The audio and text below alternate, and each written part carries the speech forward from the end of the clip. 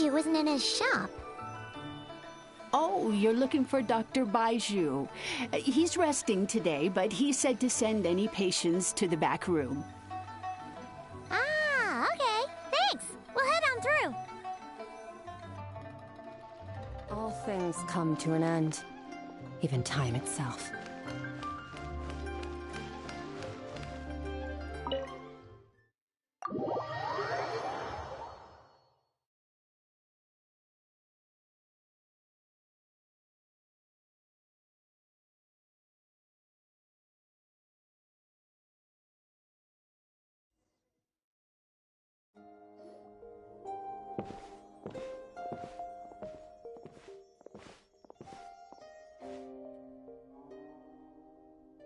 Traveler, Paimon, welcome. What can I do for you? It's the Traveler. She looks absolutely beat these days. She has these huge dark circles around her eyes, like she hasn't slept a wink. And she keeps spacing out. You have to call her name several times before she snaps out of it. What do you think it is? Is she sick?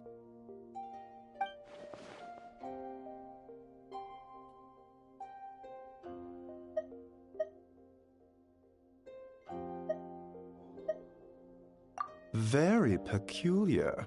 In all the time we've been acquainted, this is the first time you've come to me with a health complaint. Come, let me take a look at you.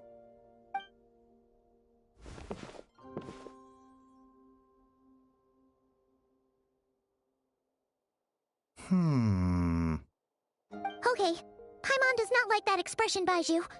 It's not serious, is it? Complexion is good, eyes are clear, breathing is steady, pulse is strong. Physically, you appear to be in good condition, Traveler. In theory, your energy level should reflect that. You should be feeling right as rain. Hence my concern. A clean bill of health is usually a good thing, but in this case, it likely means your situation is more complicated. Physical illnesses come with detectable symptoms that can be used to diagnose, medicate, and cure the condition. But afflictions of a non-physical nature, they fall outside a doctor's realm of expertise. Huh? What do you mean, non-physical nature? Curses, dark magic, it's hard to say. It could just as easily be a simple case of mental fatigue. Why don't you rest here for a bit? Whatever it is we're dealing with, clues to your condition are sure to reveal themselves in time. Once we know the root cause, we can administer the right treatment.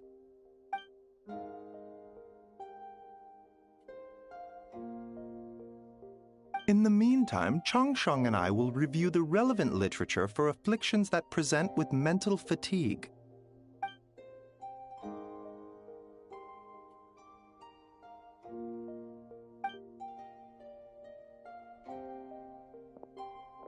Oh, must be a rare condition if not even Baiju and Changsheng have seen it before. Well, all we can do is take their advice. You look like you're about to collapse anyway. Just get some rest. Paimon will be right here by your side. Fingers crossed you'll be all better when you wake up.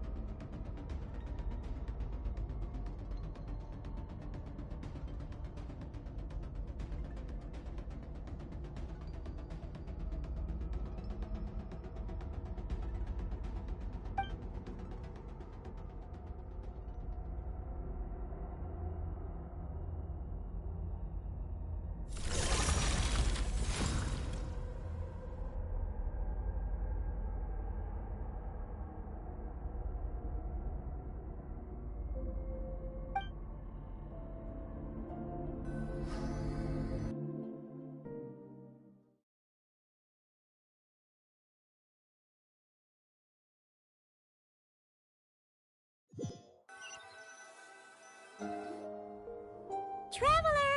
Traveler! Rise and shine! Time to wake up!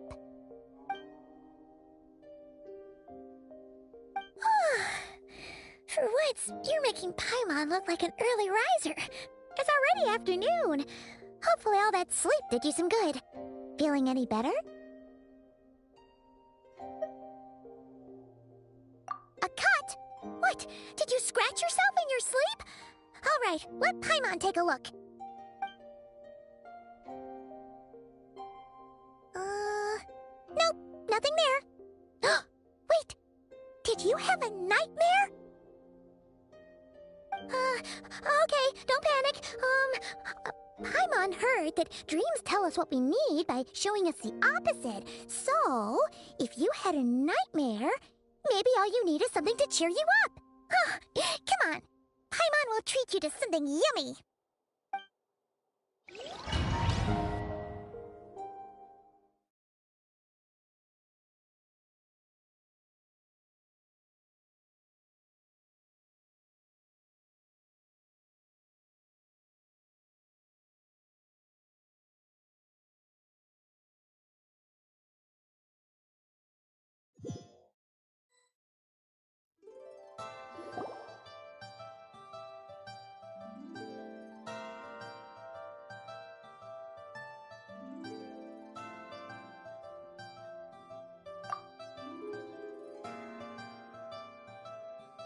What?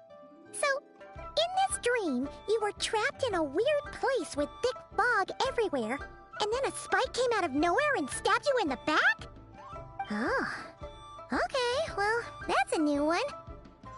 Are you sure it was a dream? 'Cause from the way you describe it, it sounds like you were really there. But then again, you woke up right where you went to bed.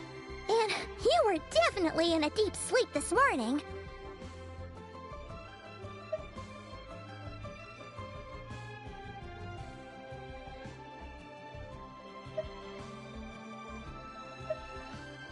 Then, it's decided. Paimon will stay up and watch over you tonight. If anyone tries to mess with you, Paimon will beat him up. Or, wake you up first and then we can beat him up together.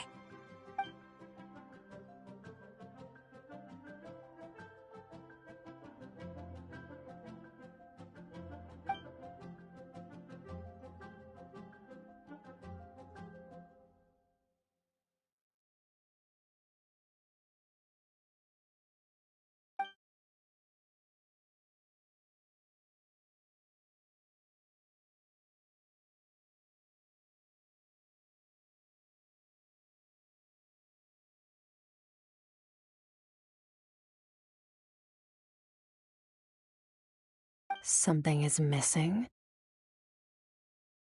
Did you just say something? The flesh remains whole, but the soul is incomplete. Left unresolved, the mind will wither away along with it. Ah! What the? Wait! Paimon remembers you! Your child's master! Skirk? Right! What are you doing here? The last time we saw you was at the Primordial Sea in Fontaine, right? But then we left and never learned where you went after that. Child's been looking everywhere for you, by the way. What brings you to Wanmin Restaurant of all places? You came here looking for us? And were you the one behind that hocus pocus just now? Tell me, what is it that you saw?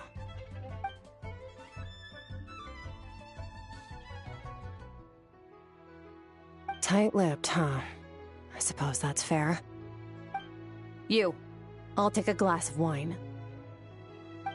Hmm? Oh, of course! Coming right up. We make this one in-house. It's not too strong. Enjoy. Chef Mao, I'll take a grilled tigerfish over here. Coming right up. Ah, if I knew we'd be this busy, I wouldn't have approved Shenhe's vacation. At the end of the day, what happens to you is of little consequence to me. I'm not here to try and win you over. Trust me or not, the choice is yours. If you want my help, now's the time to speak up. You have until I finish my drink.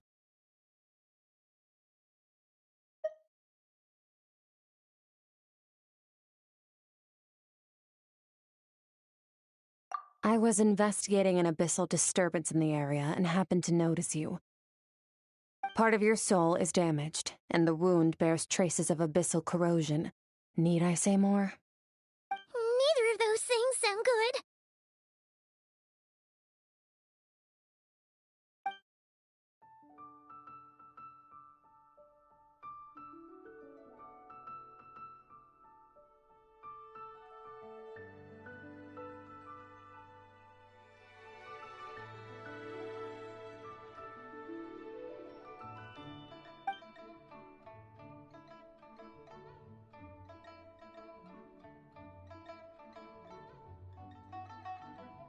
Well, should we trust her?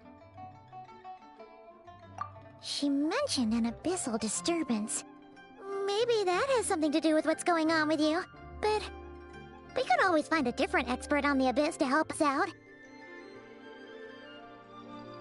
Yeah, and that thing she said about your soul being damaged is scaring Paimon.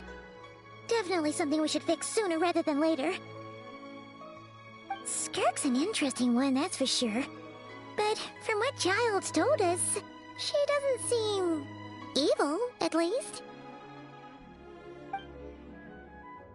1, 2, 7, 10.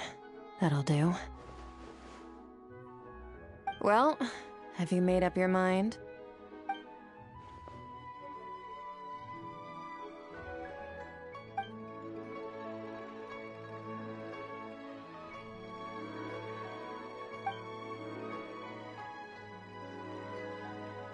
So that's all we know, Miss Skirk. Ma'am, can you help us? So, you couldn't disperse the fog. I understand. Come find me in the Guili Plains when you're done here. Oh, and I left cash for the drink on the table. Settle the bill for me, will you? Oh, okay. Huh?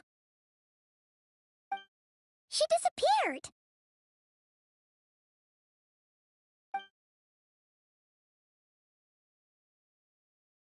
Wait, hold on. You overpaid. Here's your change. Oh, no. This includes the drink, so it should be the right amount. I didn't think you two ordered a drink. We didn't. It was that lady who came and sat with us, remember? You brought it out to her yourself. You sure? I could have sworn there were only 2 of you at that table. What? What'd you put in their dish, Chef Mao? Some kind of hallucinogenic mushroom? You got them seeing things. Seeing things? Wait, so neither of you noticed her? Young lady? About this tall? Wearing a purple dress? She ordered a glass of wine!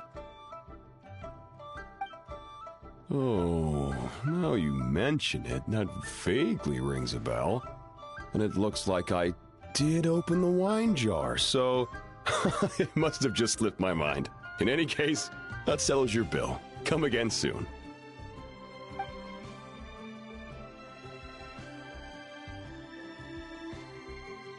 Coming! Okay, what was going on there? It's like they didn't remember Skirk being there at all. Even Paimon was half convinced we hallucinated the whole thing. But that Mora she left for us was definitely real. Oh, this whole situation is giving Paimon the creeps. But anyway, she told us to head to the Guili Plains, right? Let's not keep her waiting.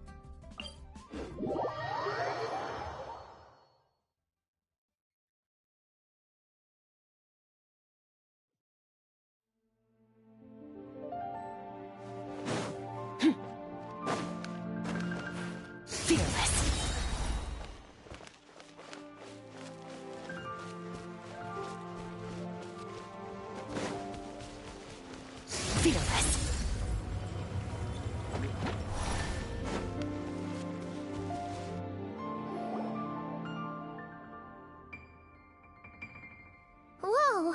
What are all these rift hounds doing here? Huh. Looks like they're collecting something. Let's go check it out.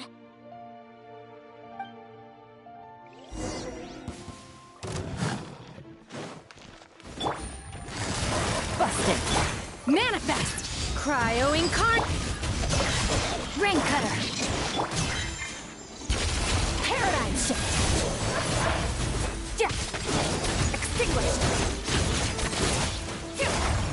Ha!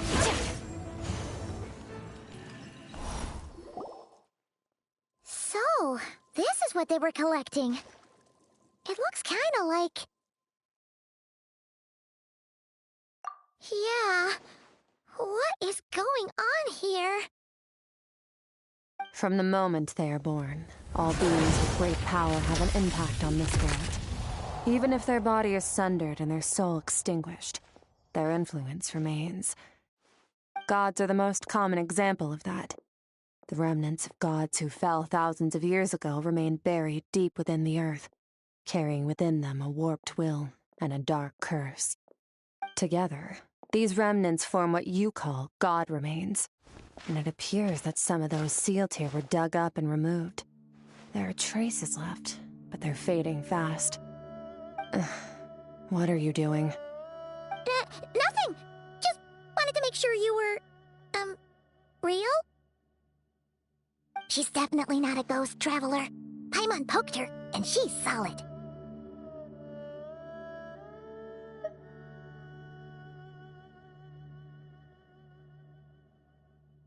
Your life hangs in the balance, and that's what you're fixated on? Strange set of priorities. It was just a trick to avoid being perceived. If someone notices me, those memories are erased. Simple as that. Unlike you, I have no desire to establish a connection with the world.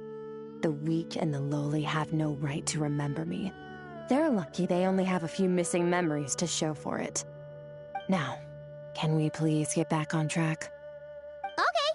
Where were we? Right. The god remains. So, basically, there's now less of them here than there used to be, right? Isn't that a good thing? In our experience, god remains are 100% bad news. A lot of terrible things have happened because of them. Maybe it's a good thing by human standards, but power doesn't come from nothing, and it doesn't just disappear for no reason. The remains aren't just gone, they were taken. Very clever, traveler. You aren't the only one who had something taken from you. There are victims like you everywhere. The only difference being, you can speak, and the remains cannot, so it went unnoticed. Something similar happened in Sumeru. Within the span of one night, countless consecrated beasts were slaughtered, and a large amount of the god remains buried in the desert went missing. Of course, god remains are just one of the targets.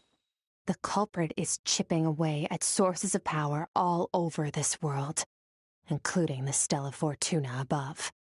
Wait, you mean... the stars? 42 of them have died out in the past few months alone. In Conria, people believed that powerful individuals have corresponding Stella Fortuna. Even should that individual fall, their Stella Fortuna would not disappear, but gradually evolve into a new constellation. Yet now, stars are disappearing from the skies entirely, and it's not hard to deduce what's happening to the power they contain. Something has been leeching power from this world like a parasite steals nutrients from a host. And now, it's no longer satisfied with the remains of the dead. It wants you. This time, it only took a fragment of your soul. But next time, there's no telling how far it could go. No one knows. All I know for certain is this. Getting back what you lost will not be easy. Considering how much power this entity has stolen, it must be a god-level being by now at least. But that's not the real concern. Souls are fragile things, and yours could easily be crushed if you go up against it.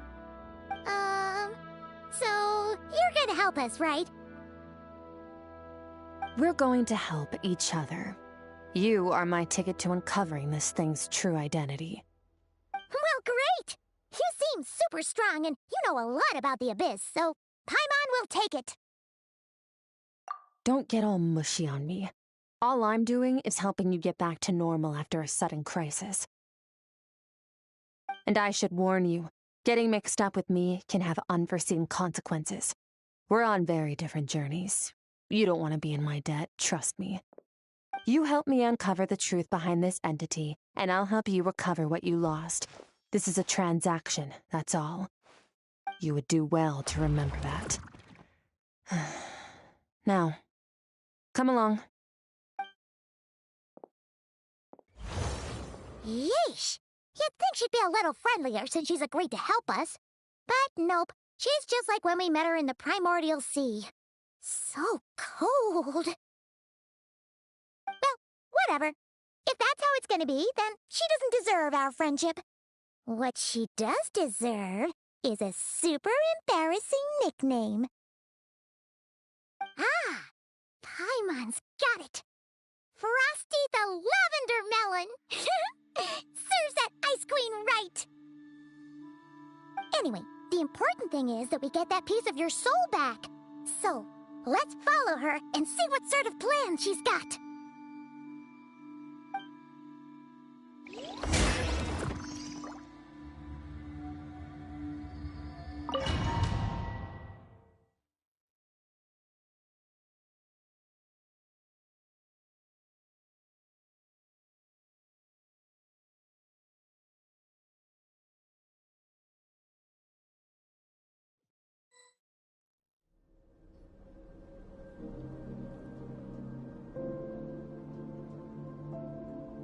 Whoa! This place is way bigger than Paimon expected. Where are we? This is where I live. I suppose it's the closest thing I have to a home here. It is. I brought you here because time flows differently in this place. I don't know how much Ajax has told you, but when he fell into this space, I mentored him for 3 months. In that time, only 3 days passed in the outside world. Ajax? Oh, right! That's Child's real name! Yeah, Paimon remembers him mentioning something like that. So, a month here is equivalent to 1 day in the outside world? That should mean we're safe from that power-hungry soul snatcher for now, right? Yes, well, I didn't bring you here just to show you around. In the outside world, the Traveler could be attacked at any moment. But coming here has bought us quite a bit of time. Now, we just need to figure out how to investigate that place you saw. The one full of fog. Both your description and the abyssal disturbance I felt point to that space having some connection to the Abyss. It could even be a domain similar to this one. The thief who stole that fragment of your soul is hiding there. But the Abyss is a chaotic and turbulent place. If we want to pinpoint their location, we need to see what that space looks like without the fog. Abyssal power can grant a special form of sight. Have you ever wielded abyssal power before?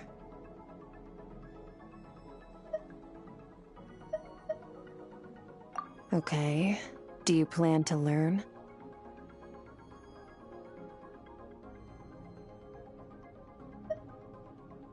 That tracks. All the information you have suggests the Abyss is something sinister, and that abyssal power is a wild and dangerous force that always spells disaster. And you're saying that's not true?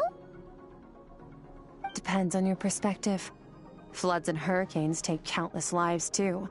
But if one day you gain the power to control them, what was once a calamity is now just another tool in your arsenal. I'll respect your opinion, though. Just means we have to turn to the second best option.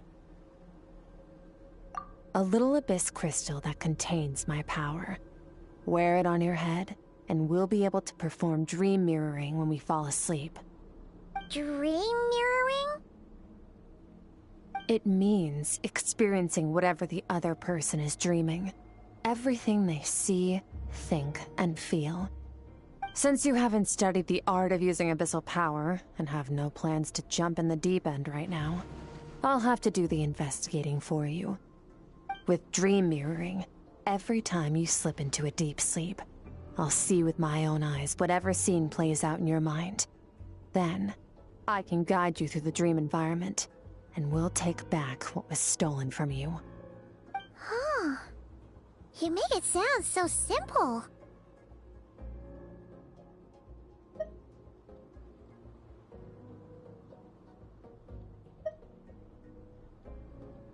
Tough to say. This is an unprecedented situation for both of us. Even assuming we do manage to find where this entity is hiding, like I said, getting your soul fragment back won't be easy. To play it safe, I need to give you some special training first. Wait, you're gonna teach her some of your martial arts? Does that mean the next time we see Child, we have to treat him like our senior? Do as you want. For my part, I don't see you as my disciples. You're already a pretty good fighter. All I'm planning to do is build on your current skills, and train you for the specific scenarios that I think we might face. But that's enough talk. If you're ready to do this, then come with me. Time might be more lenient here, but that's no excuse to waste it. Oh, she moves fast. Paimon can hardly keep up with her. So, special training, huh? Kind of a rare opportunity. With your skills, there's not a lot of people qualified to train you. The last time something like this happened was probably anti-Raiden Shogun training, right? Oh, feels like a lifetime ago. Skirk seems pretty strong too, though. Remember how she said that the all-devouring narwhal was just her master's pet? Maybe we really will learn something here.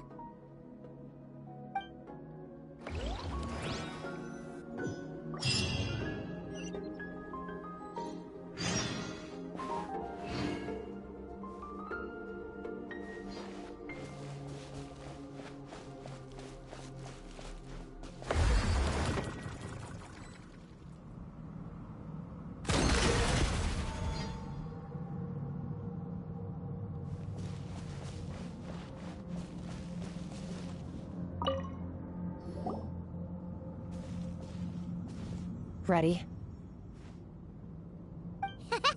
Bring it on! Your training will be split into 3 stages. Testing your blade work, elemental abilities, and reasoning skills. We'll start with blade work. You're no rookie in this area, so I won't bore you with the basics. During your long journey, you've no doubt sparred with a lot of talented sword fighters.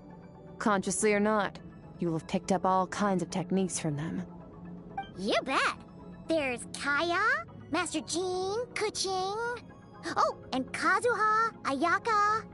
Yeah, we've met sword masters like you in every nation we've been through. You sparred with a bunch of them too, right? Nice to know it's all gonna come in handy now. Don't get too smug. In sword fighting, techniques alone are not enough. You need a cohesive system to bring it all together. A style or school of fighting. To use the human body as an analogy, your style is your skeleton, the foundation, the framework. Techniques are the muscles and other flesh attached to the bones.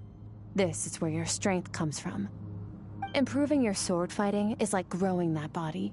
If your frame got bigger and taller, but you didn't add any muscle mass, you'd be weak and flimsy. Then again, if you packed on pounds of flesh without a big enough frame to support it, you'd end up bloated and unwieldy. You need to do some introspection. Take a good, hard look at your past experiences and figure out which parts of what you've learned are just techniques, and which parts can be used to form your own system of blade work. Only then will you get the full utility out of all your thoughts and observations along the way. Only then will every strike you deliver make perfect sense. Wait, is that it? Paimon thought you were gonna teach her some cool new moves! Like when you went swoosh and opened a tunnel to another place! One day, you'll reach a new level of power where you realize that even that's as basic a trick as any other. But right now, our sword styles are so wildly different that teaching you mere techniques is pointless. There are no shortcuts in the pursuit of power. Failure is your best teacher, and rigor is your coursework. That's all I have to say. Time to make a start. Train until you're satisfied with yourself. Now focus. Destroy the crystal columns as swiftly as you can.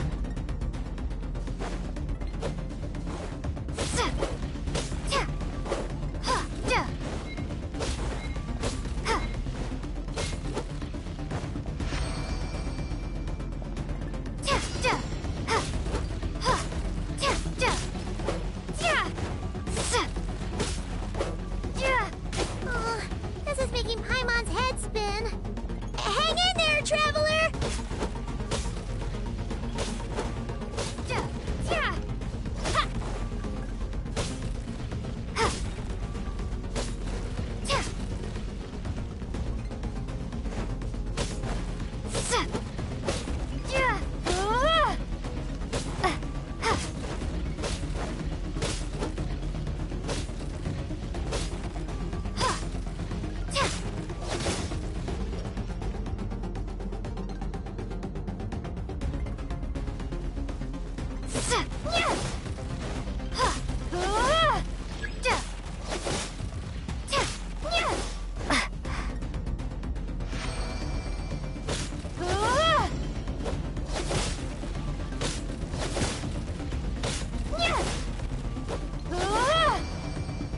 Stay calm. Use your head. You have to keep it together.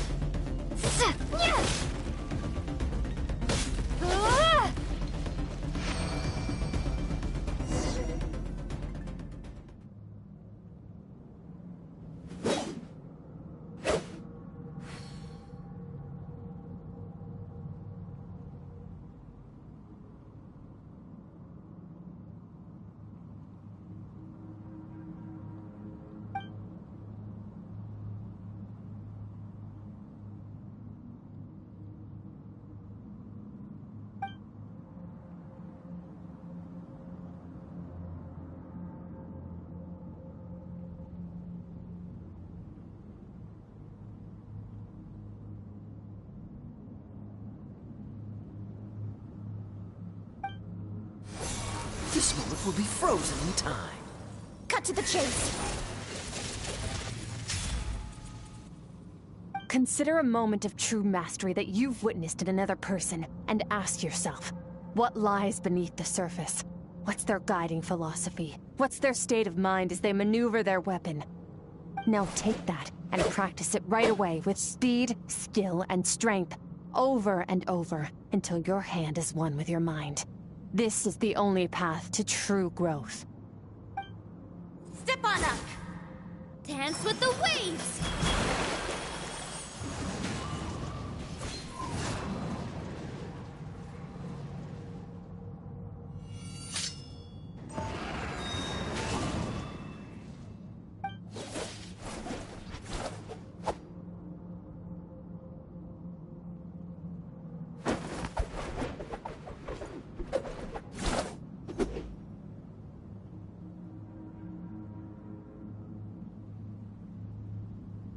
If you start to tire, empty your mind, but do not stop.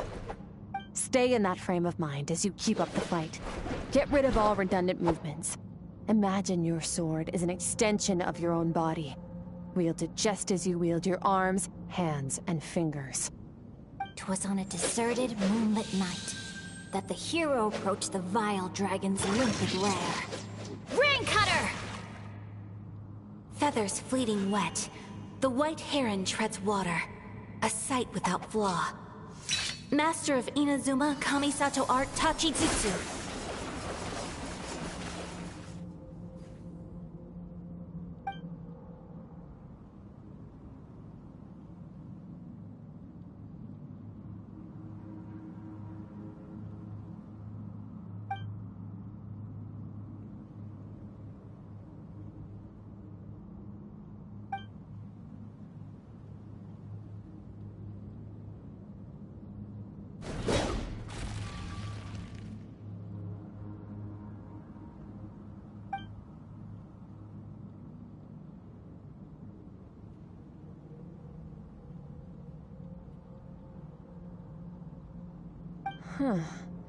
Looks like you've made some real progress. That concludes your training session.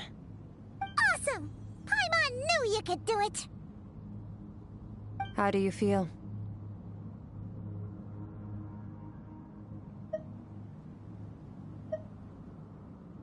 As you should be.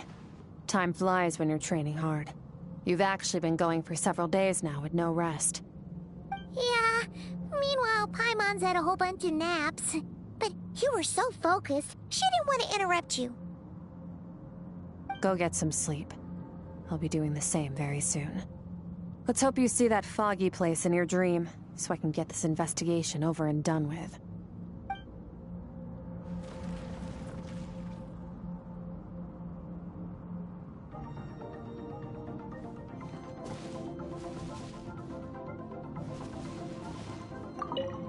Sometimes, you have to practice a single movement 1 million, maybe 10 million times, before the breakthrough moment comes. Nothing in the outside world can help you in this process. The most important thing is to remain patient.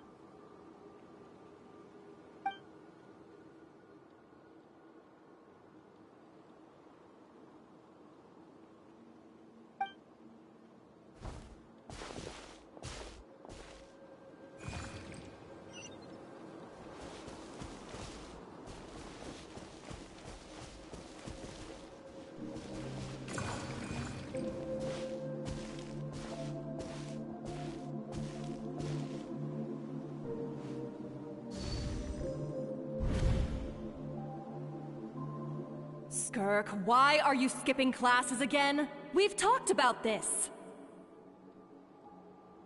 'Cause he's a crabby old man, and he's a boring old man. I don't like going to his classes. Excuse me? You shouldn't talk about your teacher like that. It's very disrespectful.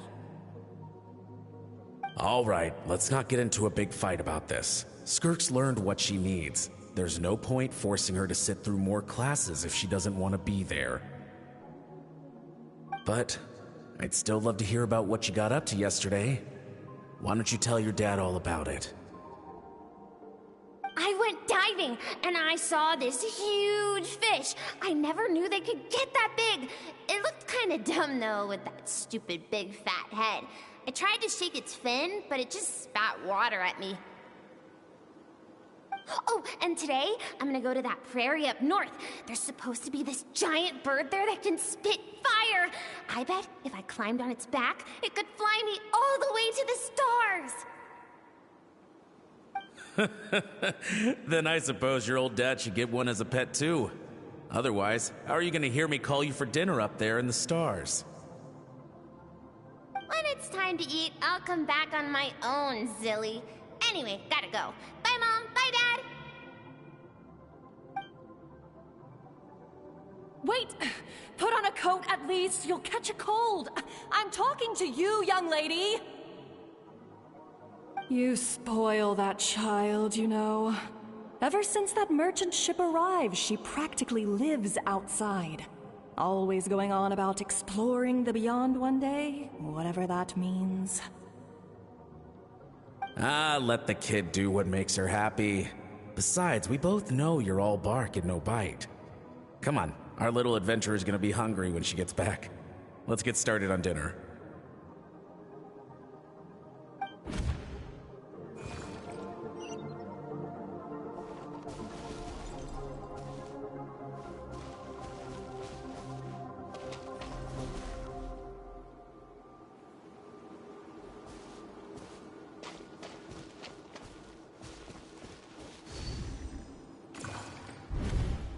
The stars shimmer high above. But what lies beyond the stars? Mountains as far as the eye can see? An endless snowy plain? Or maybe buildings taller than the sky, like the people from the merchant ship said? I can't be the only one asking these questions. The universe is fascinating. If only I could meet some other people like me. We could set sail together and explore every corner of the world. I'm sick of being a kid. There's so many amazing things out there, and I'm ready to see them all. But for now, I'm starving. Better get back.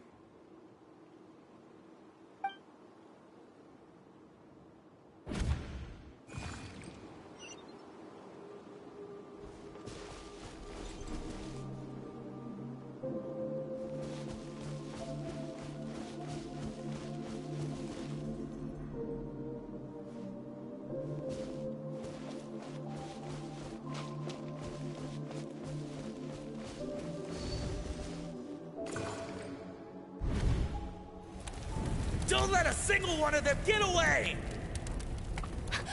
No, please, spare the children! Stay back! They're coming! Run! Help! Eliminate the threat. Take them down. Don't be scared. Ah! This way! We'll never make it! Fire. There's fire everywhere. What happened? I told you we shouldn't have trusted these outsiders!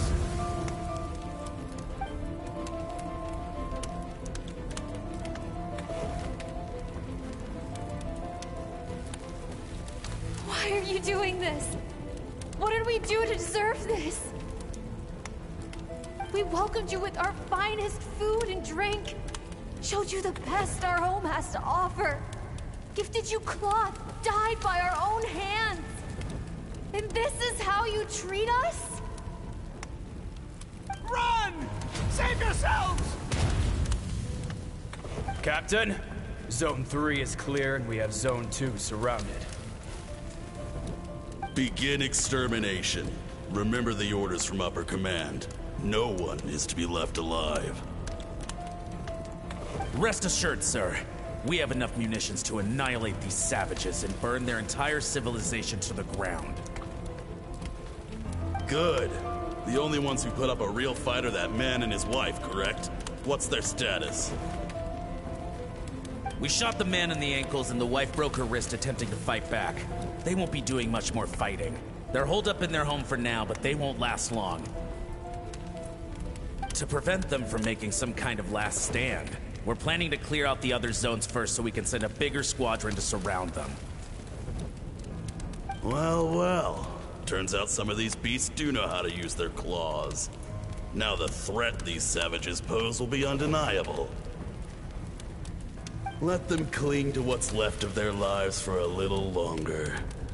Once the other zones are cleared, I'll cut off their heads myself.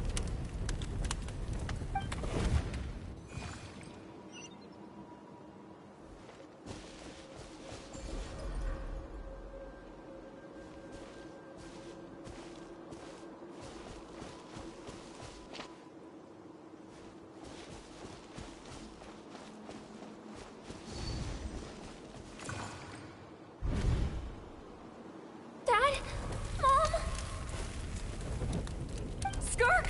You're alright! Thank heavens! I'm so happy to see you, sweet girl.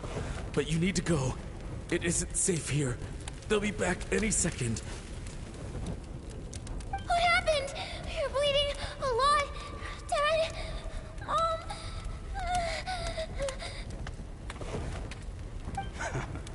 This is the place. Alert all units. Prepare to surround. Run, Skirk! Run as far away as you can! Don't trust anyone! Your dad and I, we're not afraid to stare death in the face, but we need you to survive. My clever girl, so curious. You're already so brave. I know you're going to grow up to be such a positive light in this world. Whenever you miss us, just play this song. Remember, life is a gift. Don't let darkness claim it. Break down the door! Look what we have here. A savage that can pluck a tune. Well, the show's over.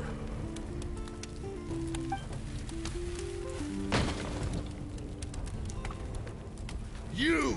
Stop singing! Shut it! I said shut it or I'll make you! Fine. Have it your way!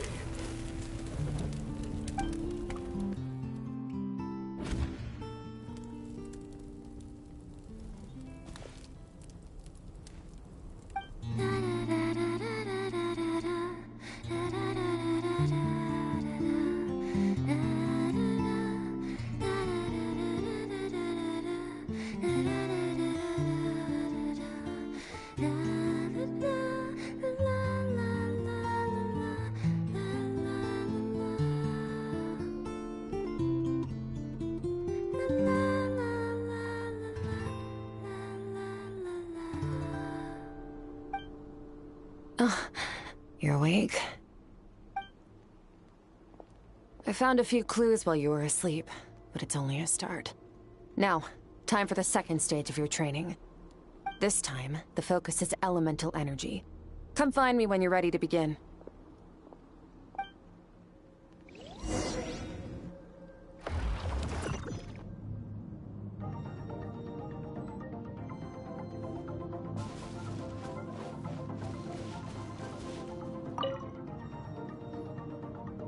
Man, staying in the abyss feels so surreal, don't you think?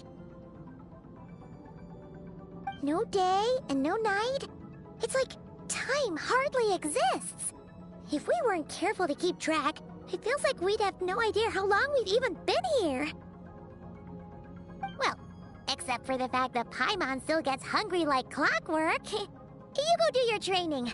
Paimon's gonna grab a bite.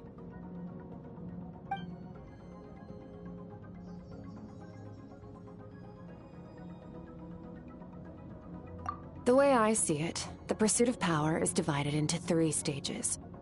The first is mastering the use of standard weapons. Next is learning how to harness natural energy. And after that, you're free to challenge even higher dimensions. The natural energy of Teyvat is, of course, elemental energy. But that's not my area of expertise. I draw from a different source of power. Abyssal power, yes. Also known as the power of the Void Realm. My master, Sertologi, is a true expert in that area. After all, he was one of the group of 5 that infamously stole the all-encompassing power of the Abyss, an act for which the people of Conria gave them the epithet, the 5 Sinners. The elemental energy of Teyvat, on the other hand, is derived from the power of the Light Realm. These 2 forms of energy exist in direct opposition to each other. Suffice to say, there's not much I can teach you this time.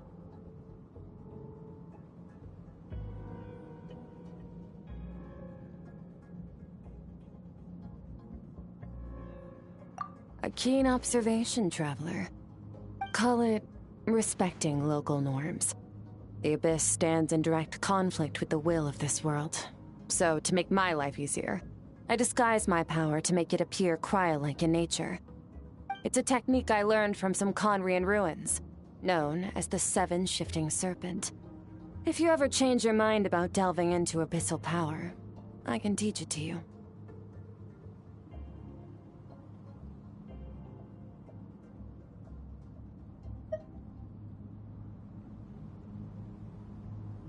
So I've heard. You seem to have a knack for removing abyssal power.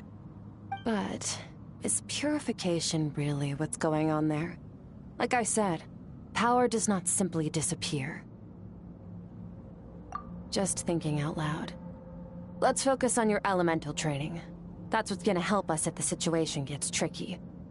True growth comes from adversity, but only if you make the choice to pick yourself up again every time you fall. So, it's time to push yourself to the limit, and then keep pushing. This is the only way to advance at pace. Use the power of Animo to clear the field as fast as you can.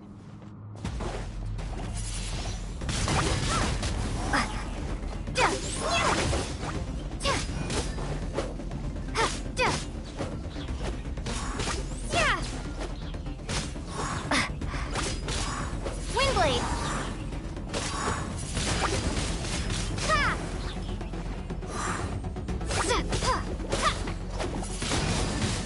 Windblade!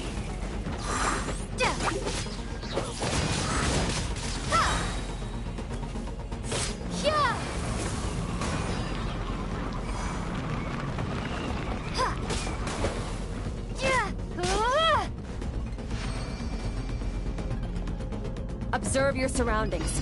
Look for things you can use to tilt the scales of success in your favor.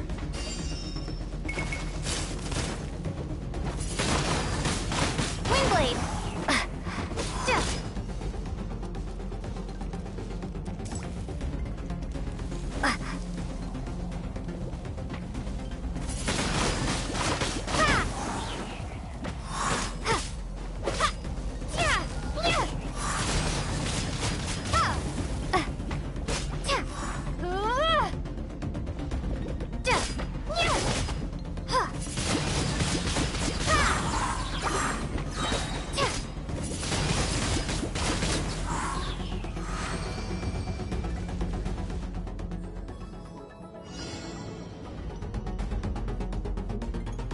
Use the power of Hydro to destroy the spikes.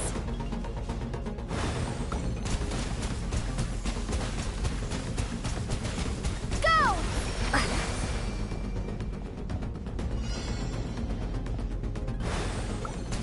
Faster. Don't give them a chance to strike you. You need to be quicker than you were in your dream. You can't afford another injury like that.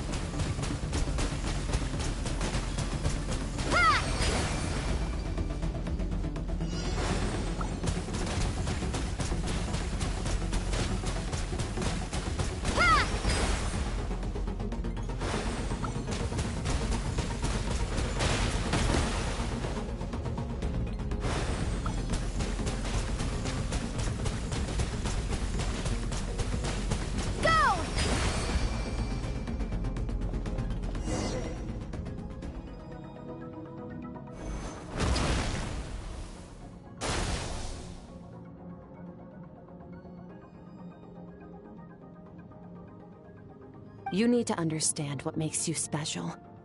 The ability to wield elemental energy without a vision and switch between the elements at will. It means your aspirations need no approval from the gods. Your power is not bound by the rules of this world. So be bold. Do not be afraid to chart your own path.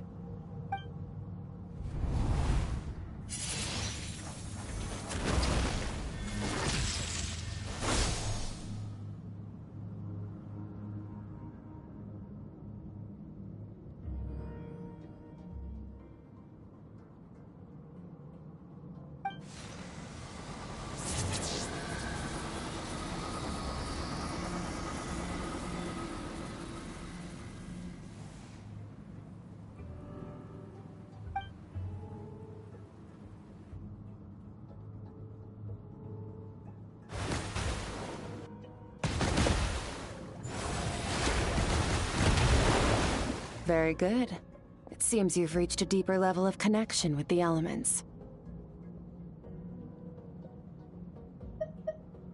Long enough for you to lose yourself in your training, which is a good sign. Relentless practice with the elements has drained all your strength, but it's also what allowed you to make progress. Get some rest. When you wake up, we'll proceed to the final stage of your training.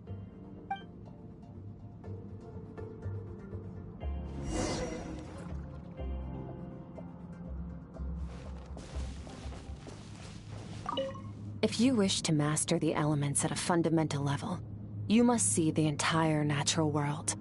Nature in all its places and forms. That is part of what it means to be a traveler.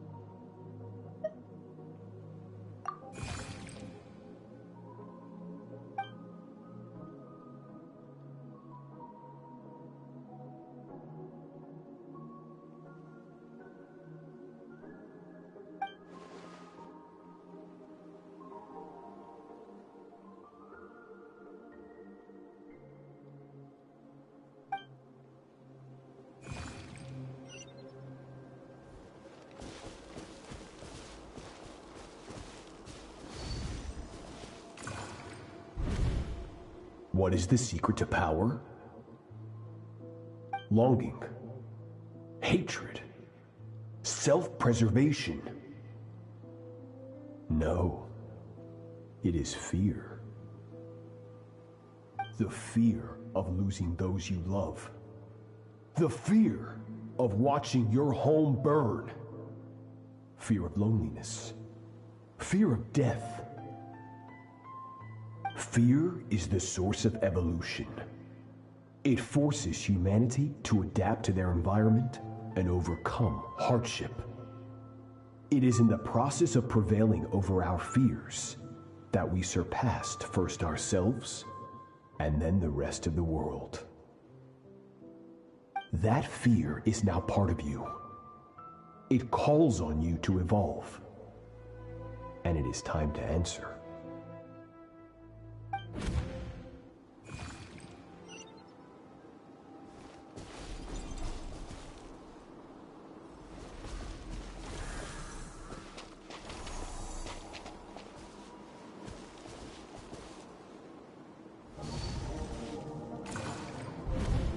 Any minute spent missing home is a minute wasted. Practice your sword work instead. Do not make me tell you twice. But, Master, I can barely lift the sword anymore. If I keep going, I feel like my wrist is going to break. So it has not broken yet. Then pick up your sword and keep practicing until it breaks. I want to hear the cracking and splintering of bone. After all, bones can always be reset.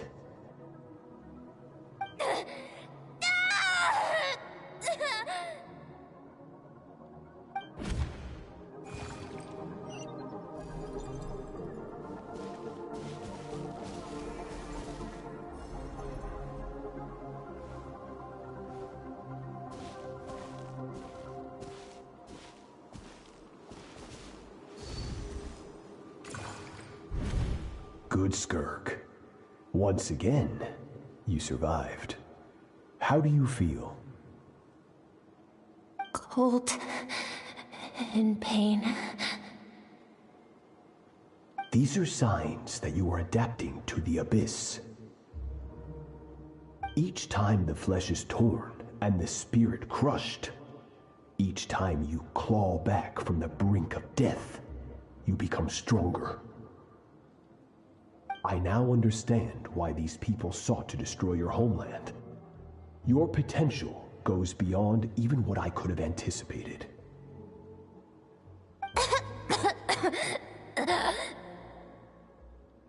But you still have much to learn in your pursuit of strength. Your mind is rife with distractions. From now on, I shall show no mercy in your training. You must learn to shut out all the pointless emotion, crush the self that makes you weak, and become master over your physical form. Get up, Skirk. Wipe the blood off your face. Cut away the rotten parts of your flesh. And mend what is broken. Then take up your sword.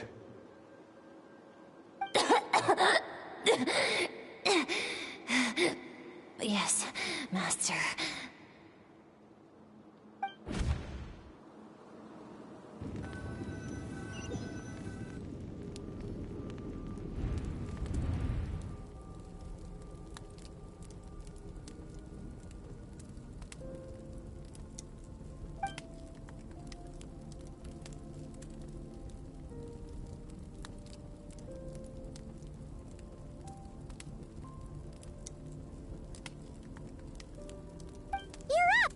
Hopefully you got some good rest.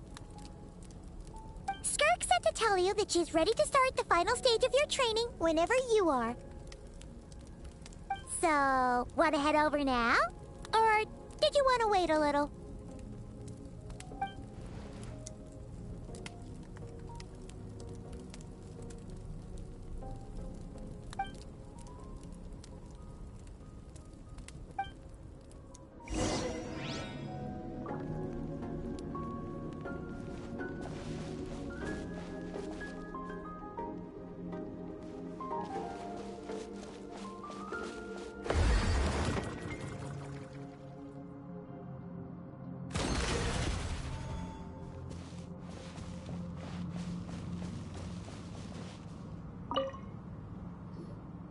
From your training so far, you have gained a better command of the sword, and more control over your elemental abilities. That's only part of it. Experience is the real teacher.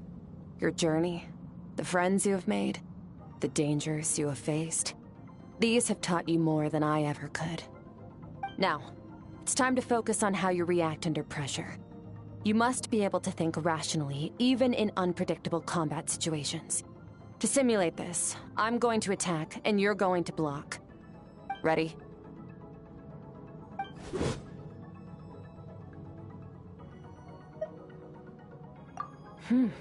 Not bad. That defensive stance looks near unbreakable. Just like your brother. Oh, that reminds me. You still don't know what happened to him, do you?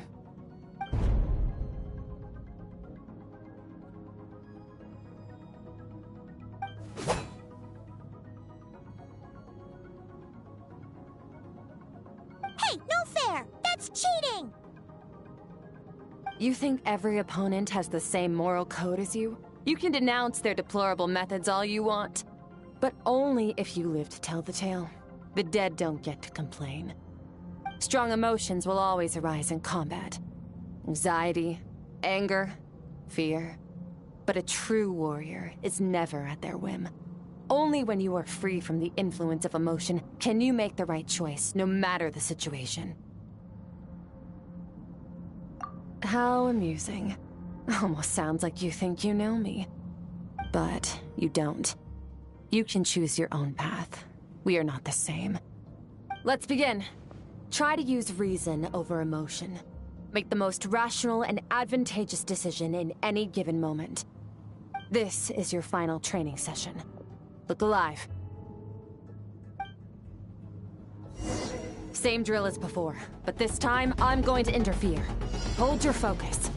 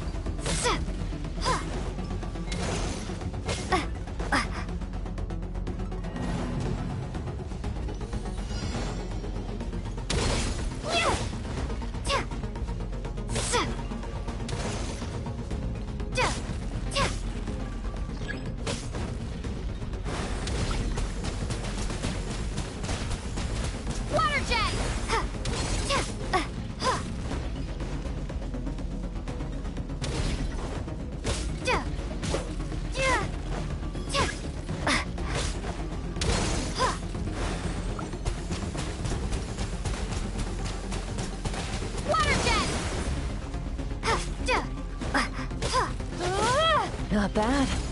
Better than I expected.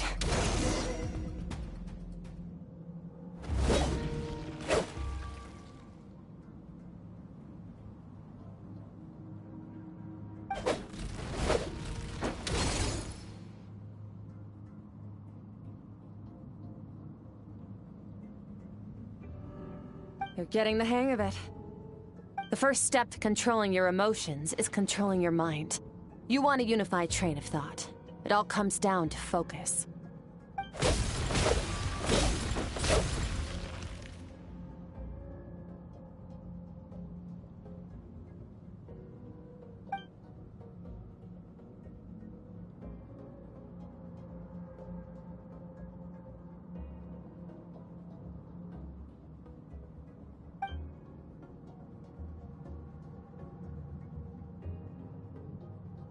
Your mind is rife with distractions.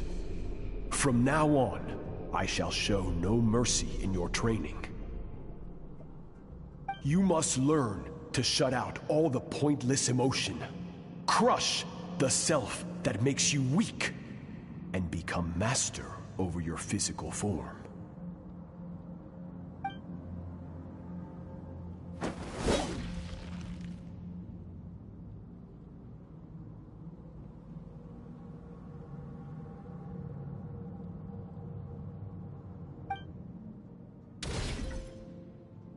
Stop.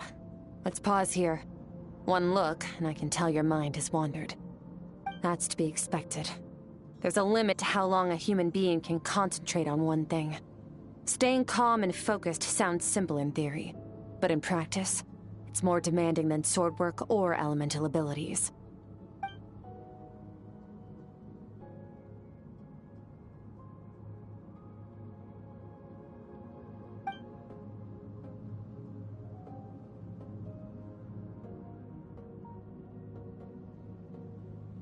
Get some rest. No point training further if you're already dead on your feet. Like I said at the beginning, the only goal of this training is for you to reach a point that you're satisfied with. You managed to push past your limits, which is a good start. You can be proud of that, and sleep well knowing that you've earned it.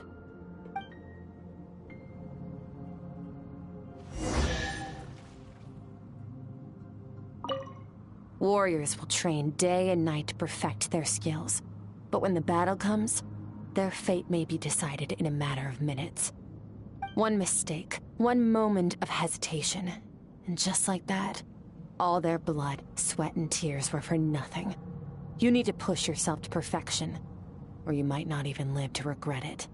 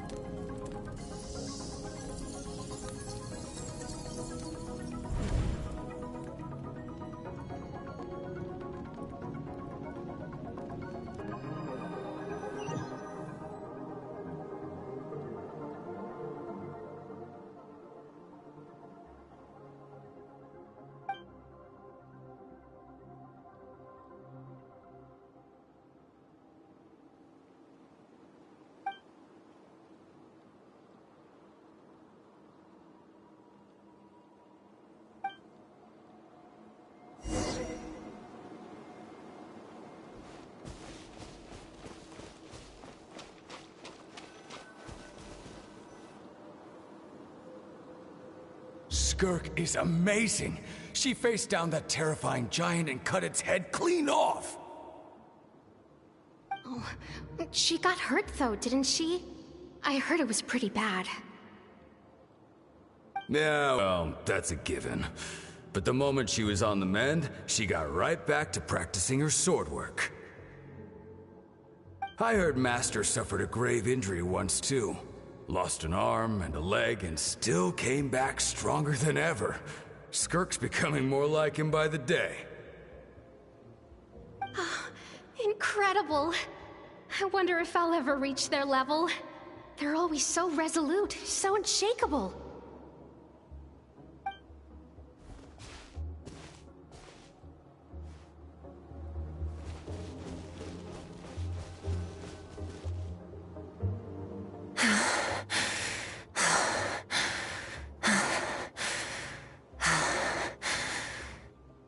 Pathetic. You're not even trying. You're so much weaker than you think. Skirk, have you become a positive light in this world?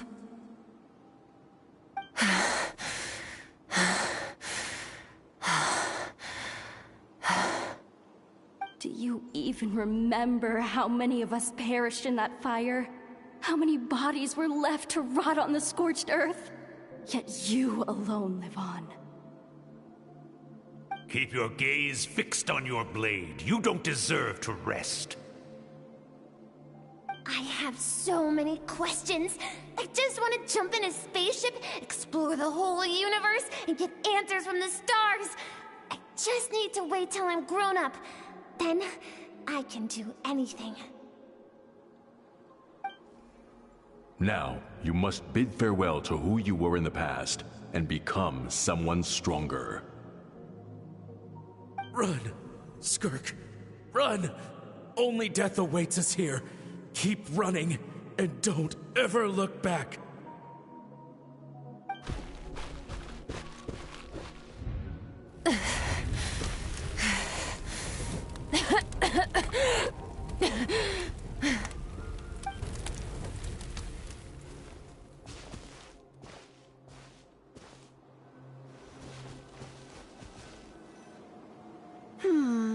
Let's see here. First things first, you need a new identity. Going around telling people you're from somewhere beyond the stars won't do, now will it? How about saying you hail from beneath the earth instead? As the Conrian saying goes, venturing out into the universe and down into the abyss are the same in that both are braving the dark unknown. Well, I'm a visitor on this planet, so I'll follow the rules. Ah, splendid. That saves me quite a bit of trouble. Let me offer you a piece of advice in return, although it might not be what you want to hear. I know the pursuit of strength is important to you, but taking a moment for yourself every once in a while is never a bad idea. Ignore her existence for too long, and there will come a day when you can no longer hear her voice.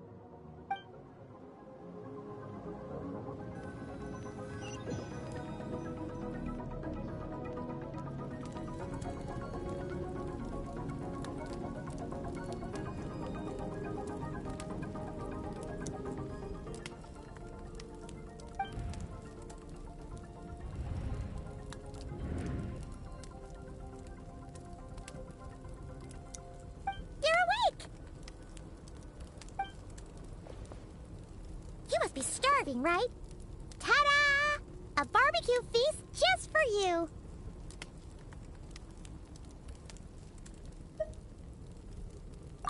Of course you are! That's why Skirk and Paimon got this all ready for you. Dig in, before it gets cold.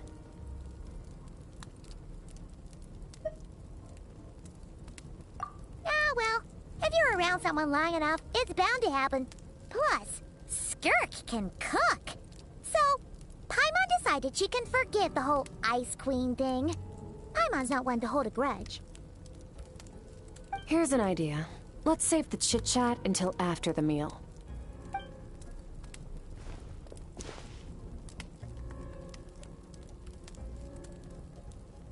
Ugh, so full.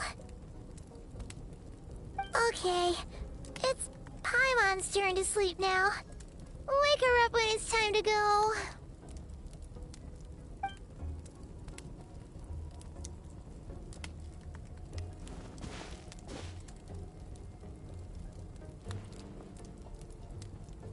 I have good news. First, your training is complete. You have what it takes to wield immense power. Now it's just a matter of putting it into practice. Continue to learn from your journey and hone your skills against formidable opponents. Second, I've located the culprit we've been searching for. Next, we just need to retrieve the missing part of your soul, and our business will be concluded.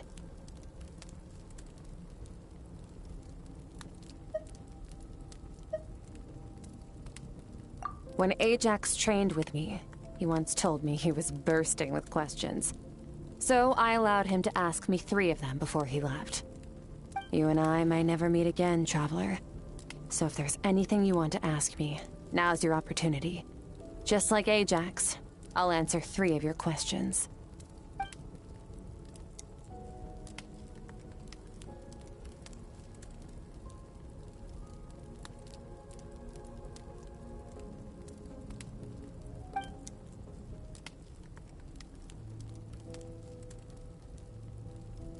Okay, not the angle I was expecting. What makes you ask that?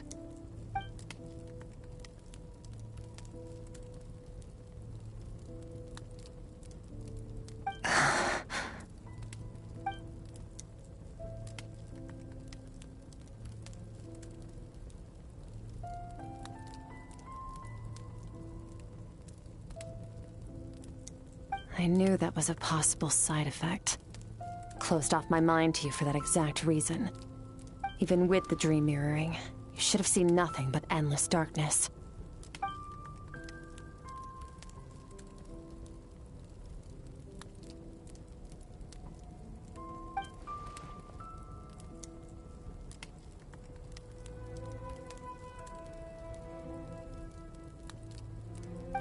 Whatever. Must have been a flaw in my execution. I shouldn't be too surprised. Due to some recent circumstances, my self-control has been lacking as of late. Since you've seen what you've seen, there's no reason to hide the truth. All I ask is that you keep it a secret. No, I'm not from Teyvat. I'm from a different planet. And there was a time when I journeyed through the stars. A lot like you in some ways.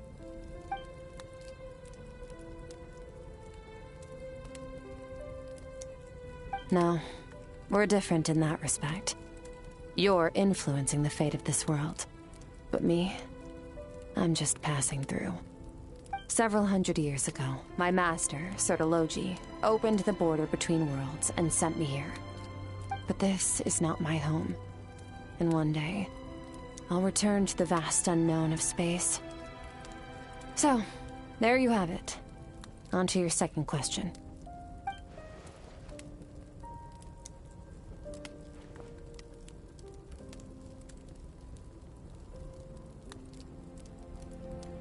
To become stronger.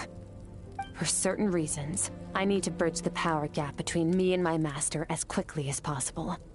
But first, I need to understand the source of his strength. To do that, I need to follow in his footsteps, walk the path he once walked, and somewhere along the way, I'll find out how to defeat him. That is my sole focus and purpose. Okay. You have one question remaining.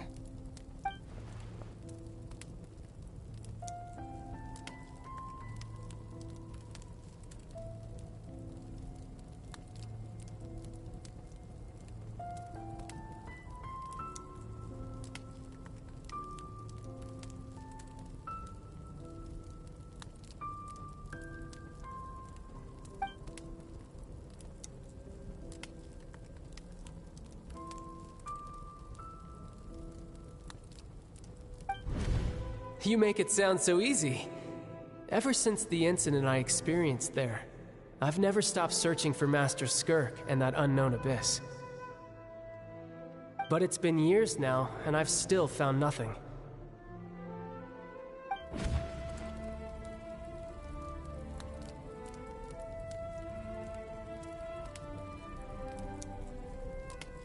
Well, your last question?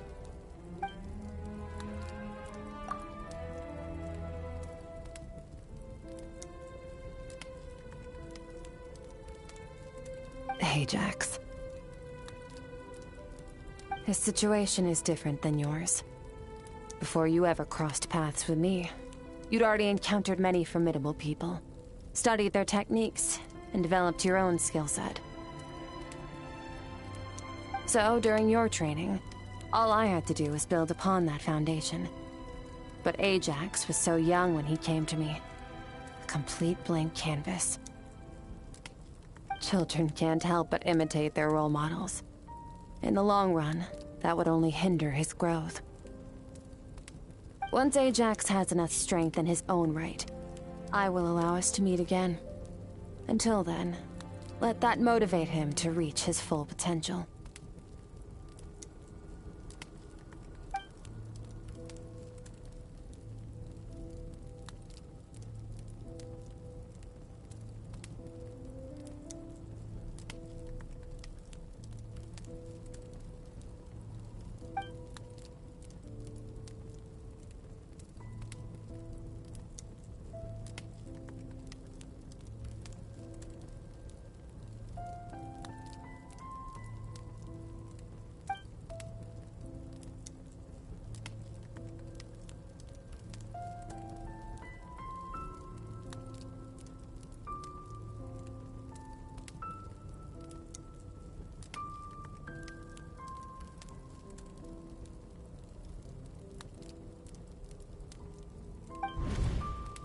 Unlike you, I have no desire to establish a connection with the world.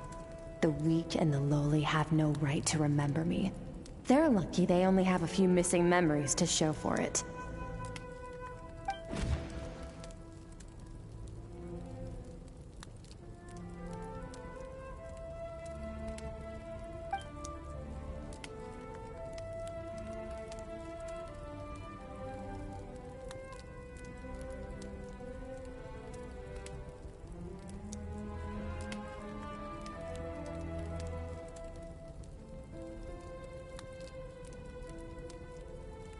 Wake up your companion. It's time to go. Oh, and everything I just told you. Best keep it a secret from her as well.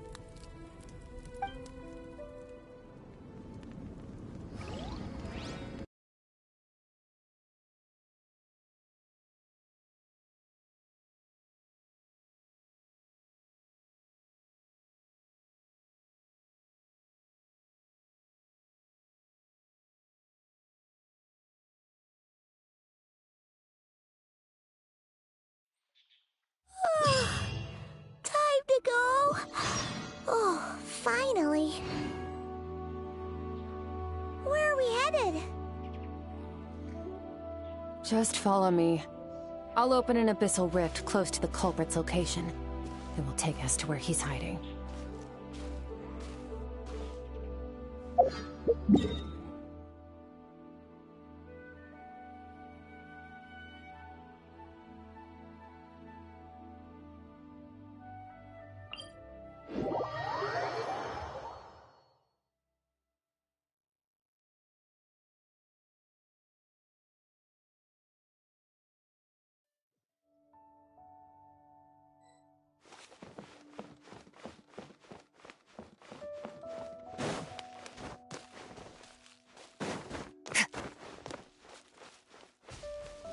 Merciless.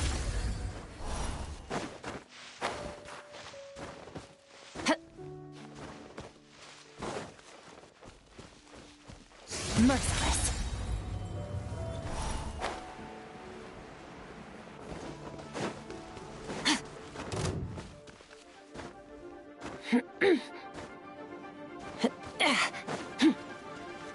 Fearless.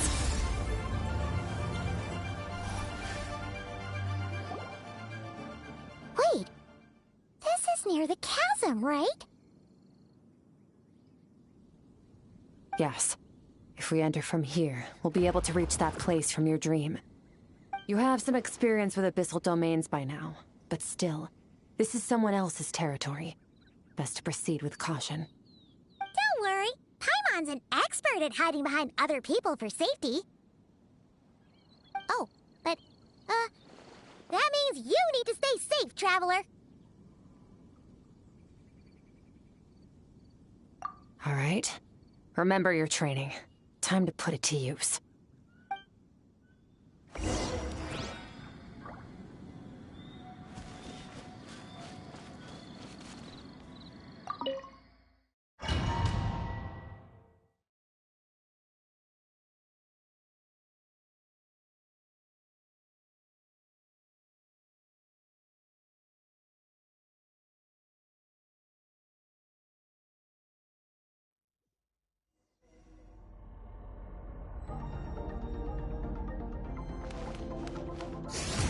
Fearless.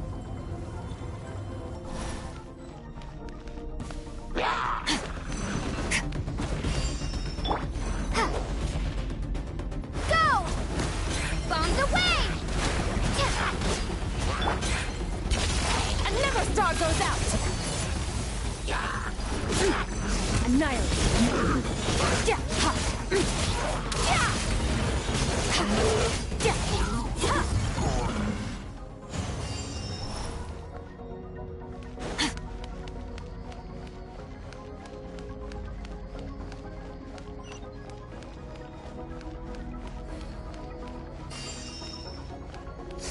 Whoa! Look at all these spikes! Careful! Don't get hit!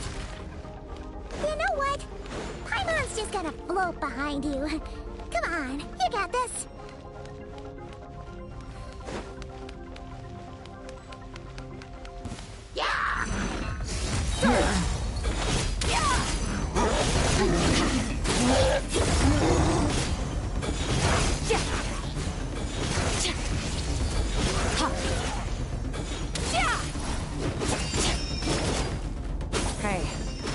What are you two doing here?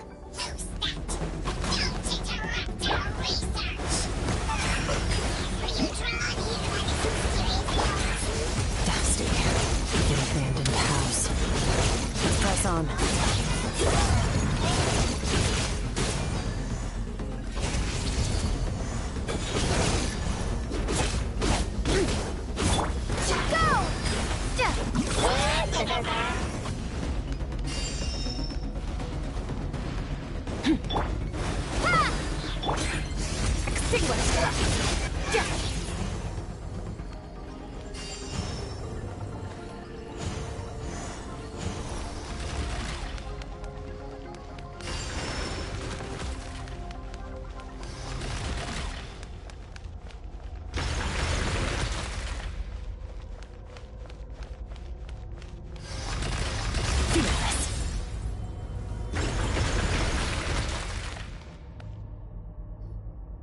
Oh, looks like this is a dead end. Did we make it to his hiding place? Ugh, this fog is making it impossible to see anything! This should be the place where you were attacked, Traveler. The missing part of your soul should be nearby. Can you sense where it is?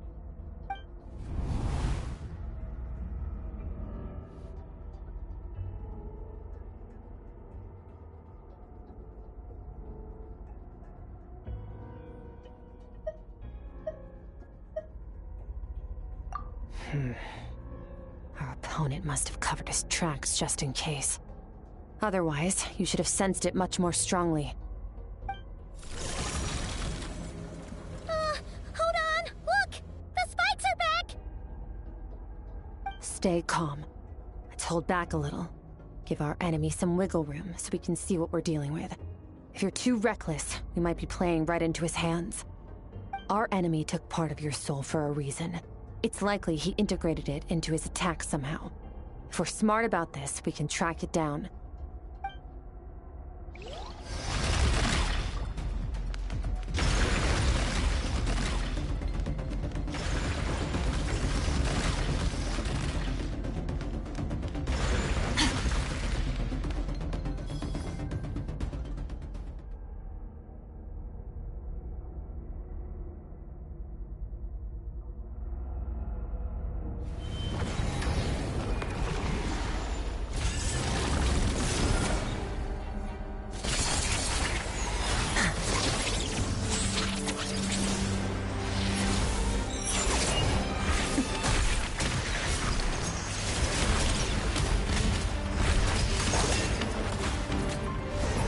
From the start, the attacks have been focused on me. Trying to break through my defenses? I see.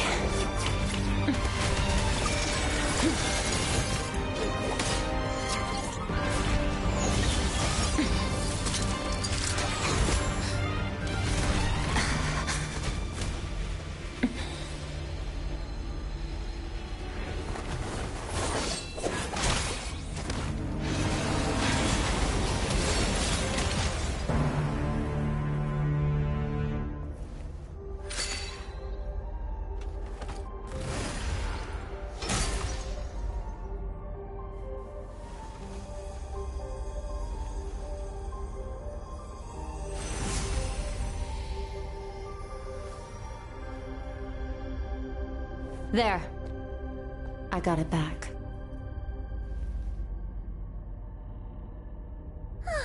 Traveler! Skirk! What happened? It looked like Skirk just got...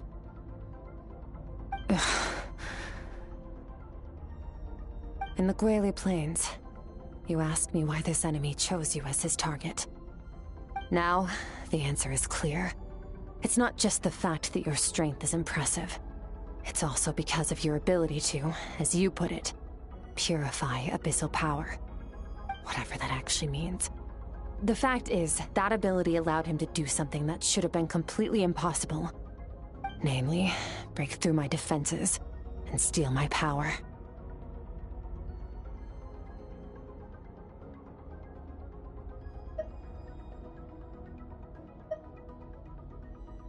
No. He couldn't have known I'd come to his domain. He only stole your soul fragment because he knew the value of its power. I doubt he expected it to come in handy so soon. Call it fate, if you want. I believe that's the term they use in this world for arbitrary coincidences like this. In any case, it works to our advantage. Once I realized what he was using that power for, it gave me the chance to get back what you lost. I'll cope. Well, done gorging? Good. Time to answer some questions. How did you get the power of the all-devouring narwhal? The all-devouring narwhal? Oh, of course! Paimon knew that spike thing looked familiar. It looks just like that narwhal's horn!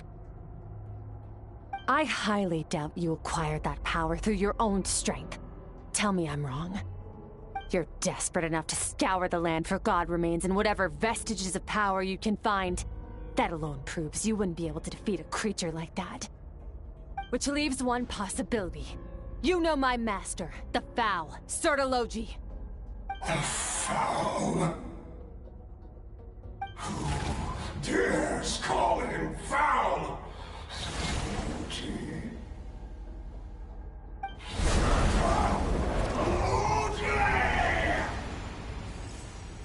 What's wrong? Bit off more power than you can chew? You're struggling to hold a basic conversation. Just a little longer. I'm still...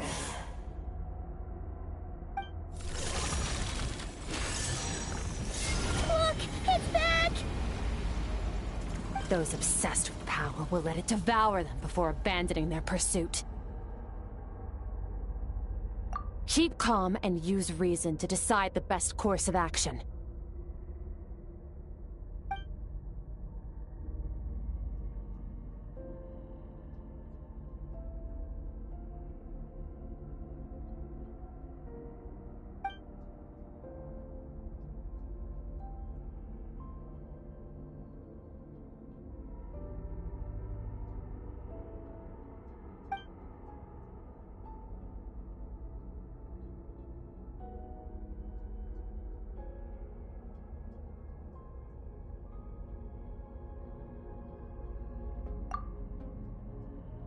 Wise decision. Final victory doesn't always come after a single battle. You've got your soul fragment back, so we both got what we came for. Let the enemy draw breath while he can. It won't be for long. Get us out of here, Traveler.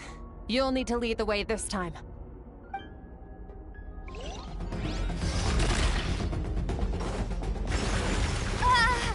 Skirk, is your shoulder gonna be okay?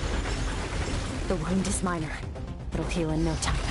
You should focus on getting out of here alive instead. Uh-oh! Falling spikes! Run!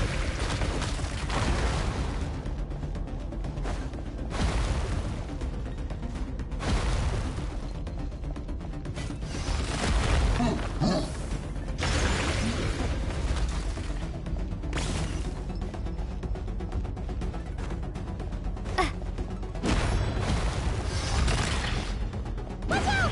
Looks like this place is about to collapse!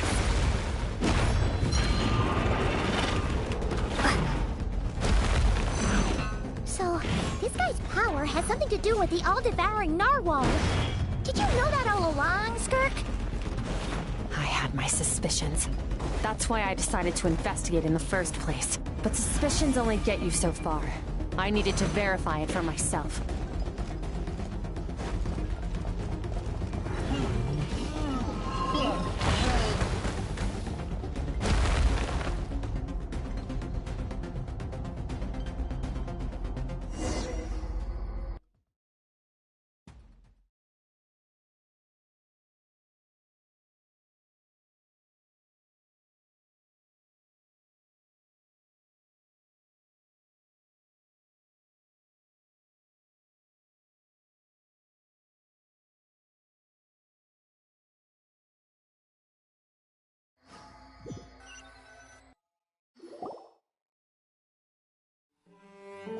Phew. Oh, we should be safe here, right?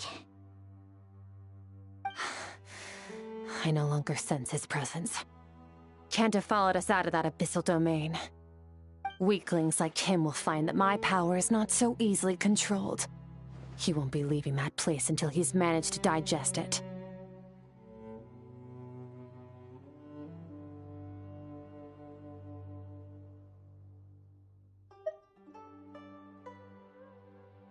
You seem surprised.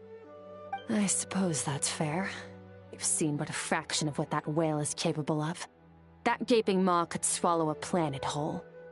It's called the all-devouring narwhal for a reason. Devouring is what it does best. It can extract power from anything, dead or alive, as long as it manages to make physical contact. Yeah. When we had our run-in with that thing, Nervalette mentioned that it has an instinct to devour. Your dragon friend recognized the nature of its abilities and used the power of Hydro to protect you. That worked because it was in a satiated state, so it was somewhat less aggressive than usual.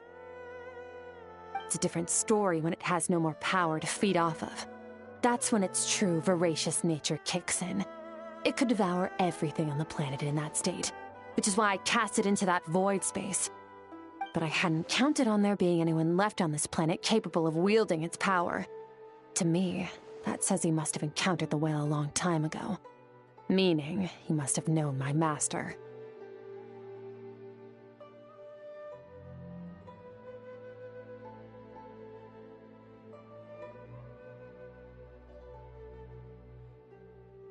Exactly. It told me everything I needed to know. Hence why I said we both got what we came for. And I believe that brings our transaction to an end. Now that you're whole again, you can get back to your own journey. I'll handle the rest of this situation myself. No way! We can't leave now! Something was stolen from you because of us! We have to help you get it back! This isn't my first taste of failure or losing power. When you fall, you get back up again and become stronger. That's how it is. But what if that monster finds you before you're all better? Plus, how are you gonna get home? It's not like you can just go swoosh and open a door to the abyss again. Not without your full strength. So, sticking with us for the time being doesn't sound so bad, does it?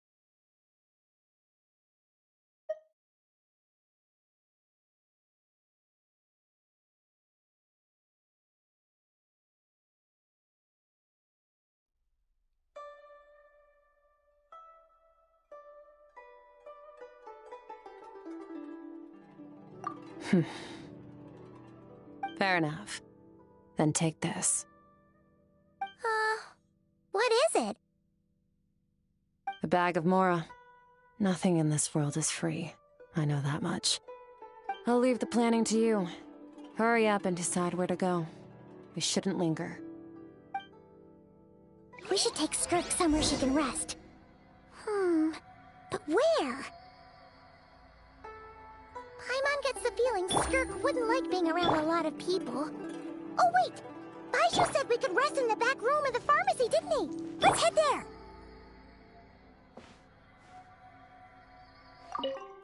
He'll know something about Master. I'm sure of it. Next time, I need to be ready.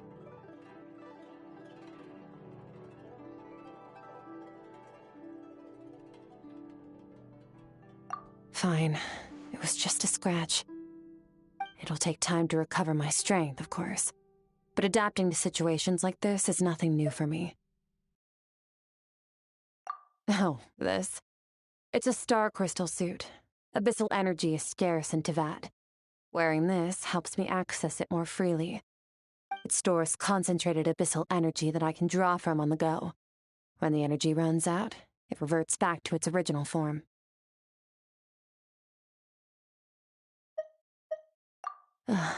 Found somewhere to rest. Well, lead the way then.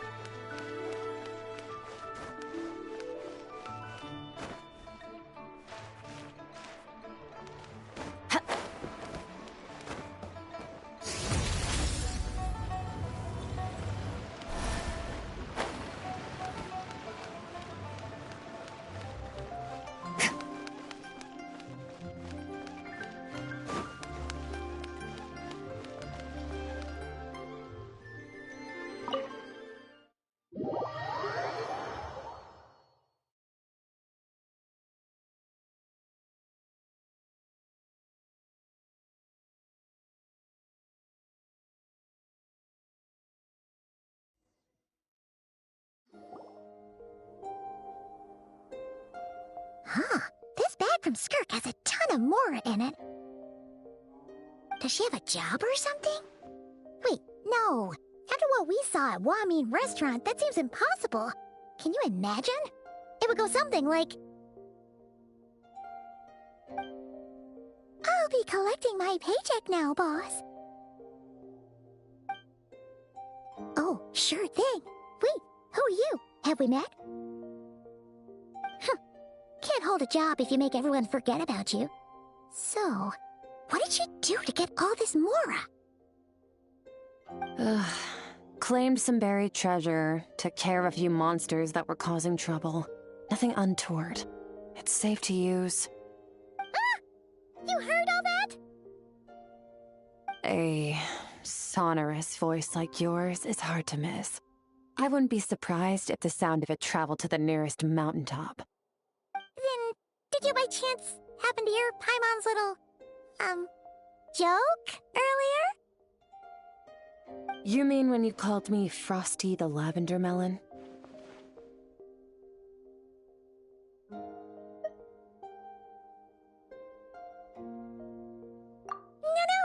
sorry. Paimon totally misspoke just now. She didn't say that at all. It was, a Paimon lookalike. Yeah, she's a piece of work, that one. Always impersonating Paimon and giving people weird nicknames.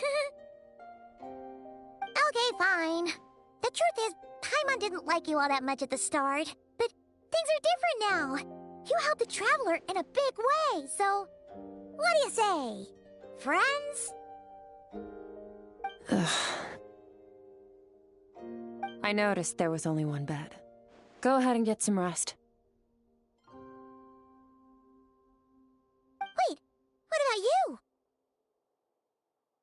I don't get tired, and I don't need rest. I'm going to practice my sword work.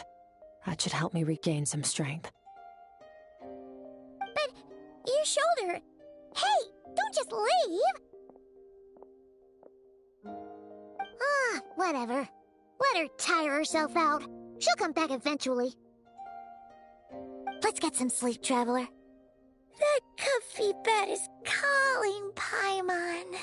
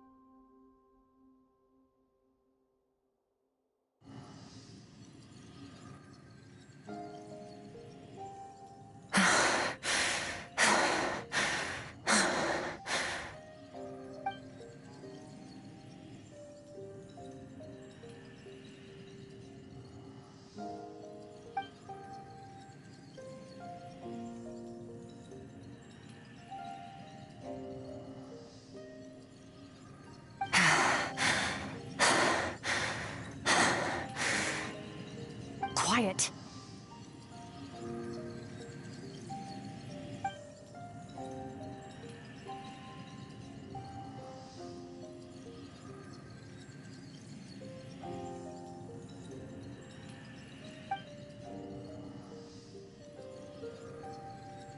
Do you even remember how many of us perished in that fire?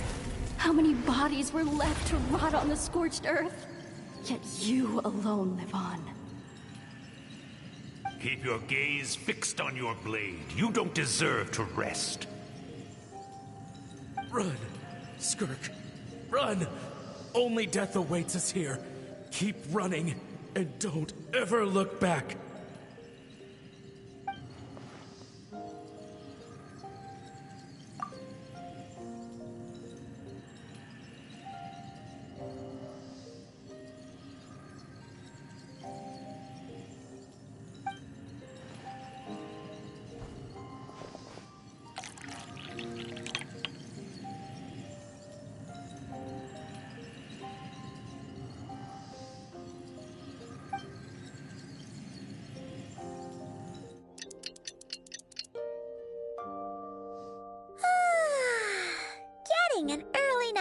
sleep is the best. That bed was so comfy. Wait, Skirk? Have you been sitting out here the whole night? The bed's all yours if you want it.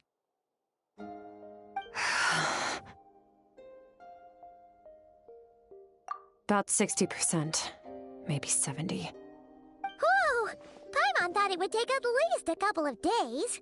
That was fast. No, not fast enough. That's 20% less than last time. Same training regimen, same intensity. Nothing felt different, but somehow the outcome fell short. No, I think the problem's with me. I need to meditate for the next 2 days. Deep introspection should help me find the issue. Ooh, sounds intense. We'll watch over you in the meantime, then. Thanks. See you in 2 days.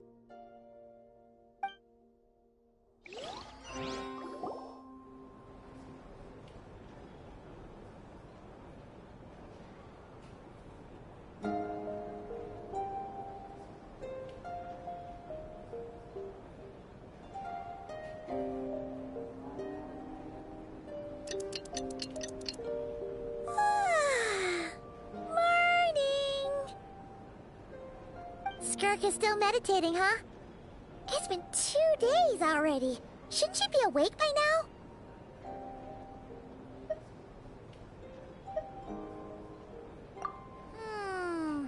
Paimon can't think of anything we can do to help. Oh, wait! Breakfast! That's it! Paimon will go get breakfast! Skirk is gonna be starving when she wakes up. Be right back.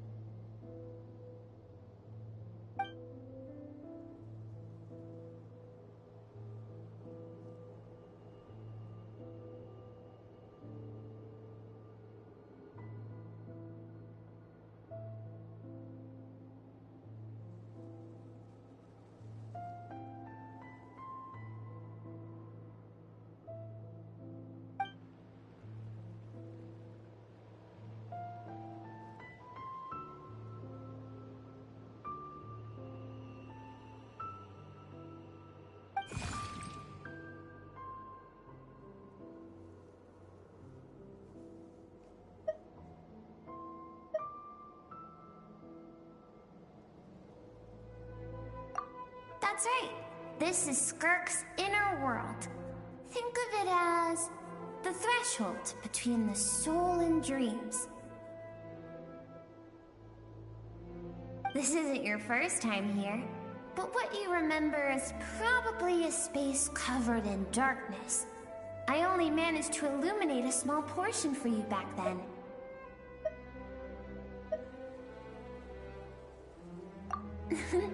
Actually, it's my first time talking to someone like this. I only managed to break free and bring you here because the injury weakened her power. I guess that's why I can speak again, too. Call it fate, if you want.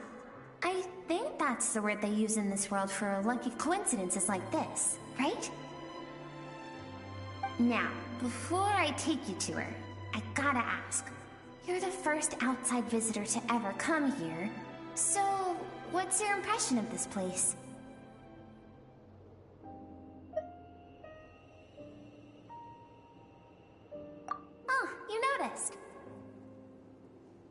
This river represents Skirk's strength. Strength accumulates over time. It is the summation of a person's lived experience. So this river is where all the fragments of Skirk's life should converge into a single stream of memories and emotions, flowing forward as one. But, as you can see, this river has been severed numerous times. It's because Skirk doesn't like who she was in the past. And all she sees reflected in the river is a disgraceful shadow of who she was. She cuts through water and rock with the sword of reason, severs her connection with the past, and begins anew.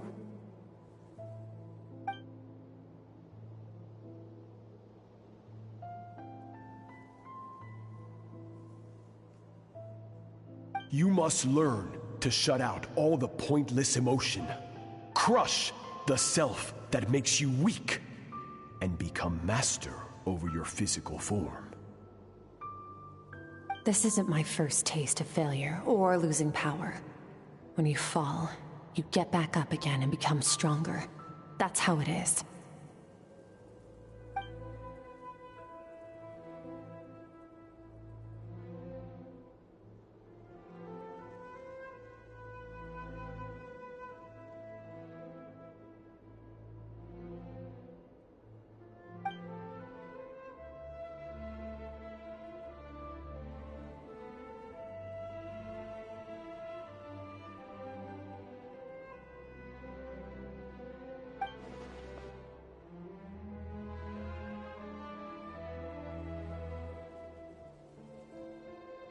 The answer to one mystery invites another question, I see.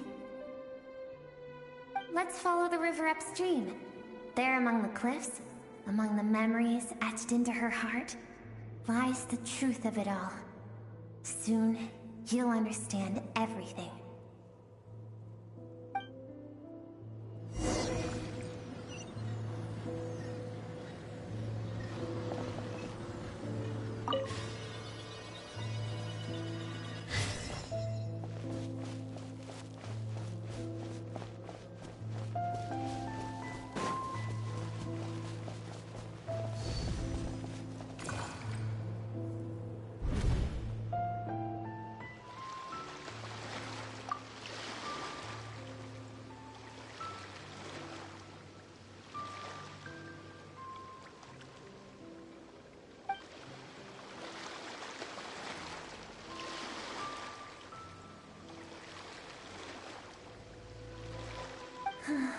I've always thought that, even when falling leaves don't come from the same tree, they can still form bonds of kinship when they meet.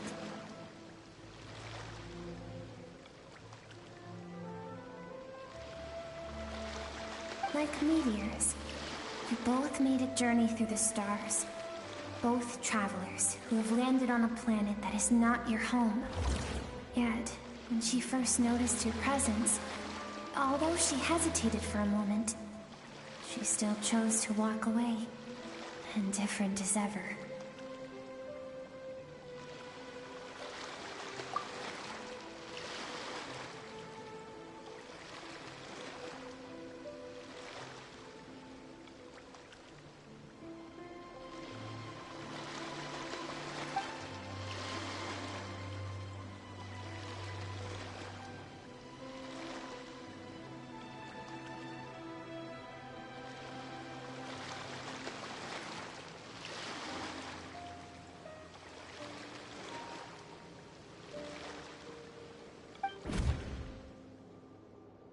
Seems like you've answered your own question.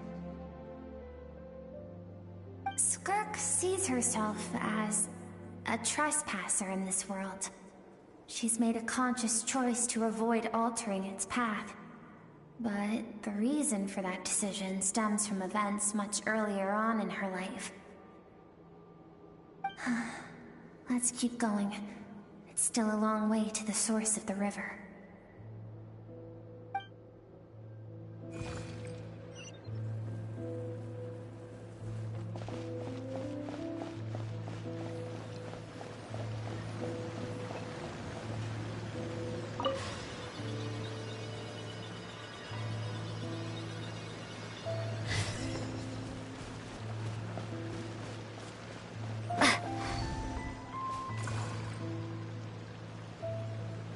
You now have what it takes to wield immense power.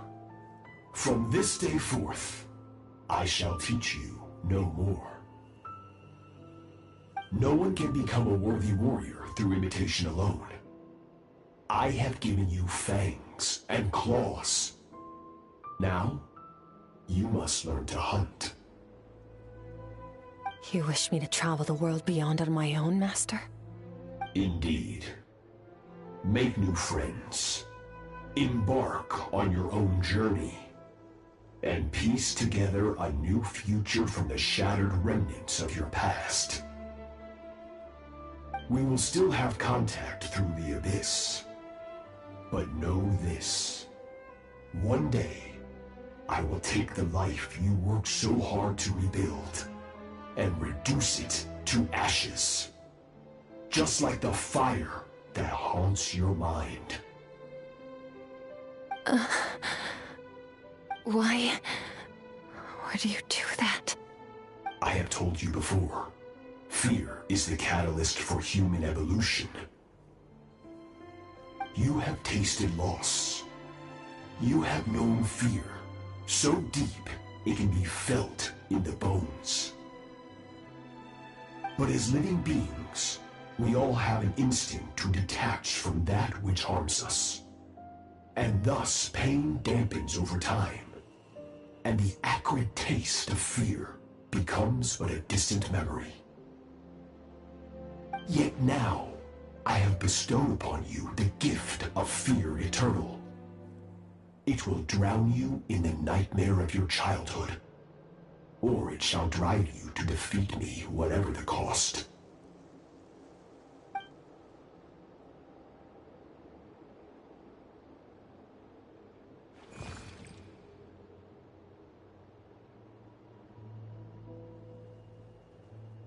That is what Skirk's master, the foul Sertologi, looked like at one point in time.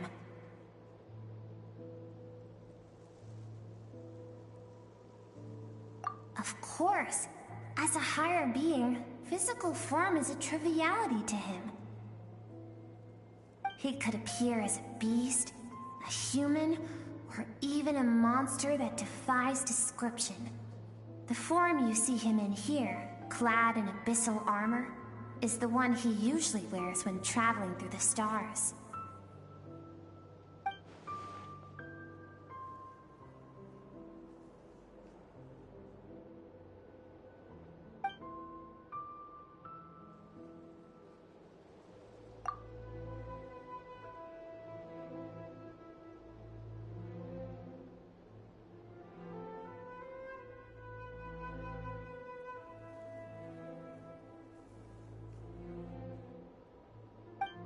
For certain reasons, I need to bridge the power gap between me and my master as quickly as possible.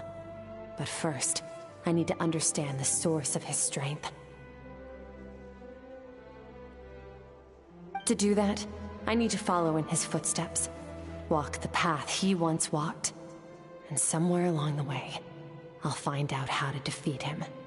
That is my sole focus and purpose.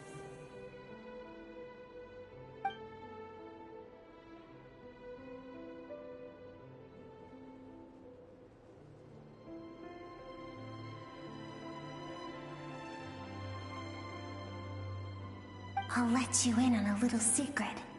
The real Sertologi is terrifying. The scope of his power is impossible to understand until you experience it firsthand. It is absolute, the power to crush all things.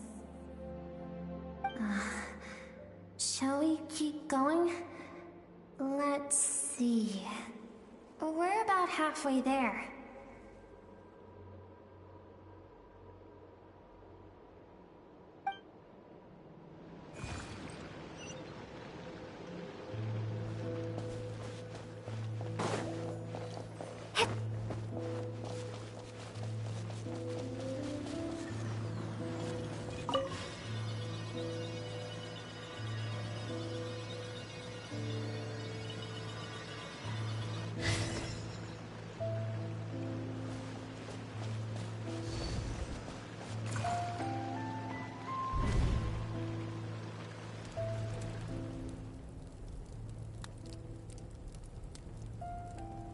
We've made it quite a ways already. This is Skirk, when she first began training under Sertology. I have set your broken wrist. Tomorrow, you're to train twice as hard.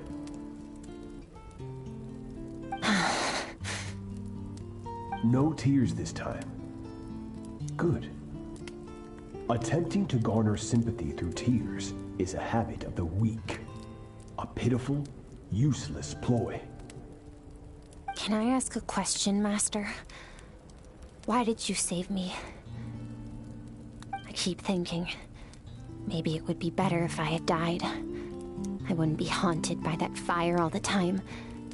I wouldn't have to go on like this.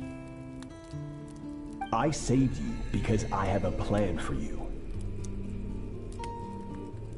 It has been too long since I fought a battle that demanded my full strength, and I hunger for it. Every so-called genius and prodigy I have faced has crumbled like sand underfoot. Before me, even fate bends the knee.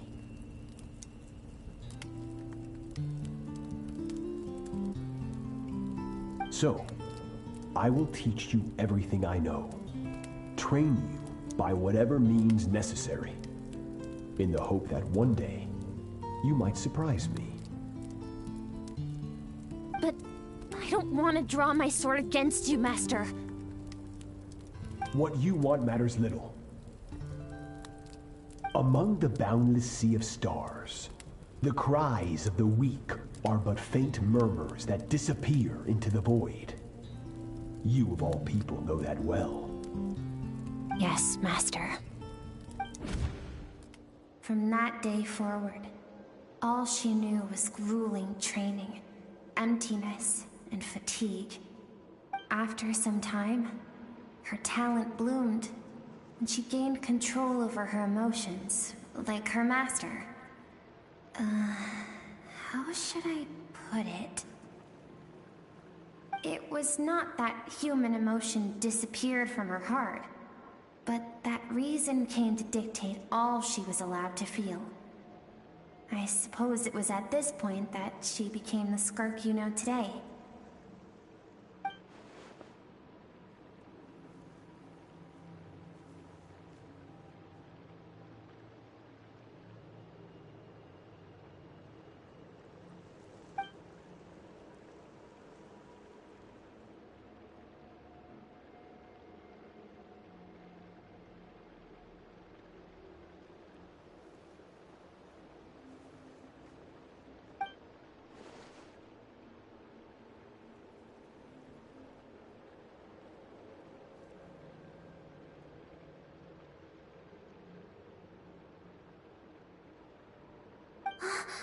We're nearly there.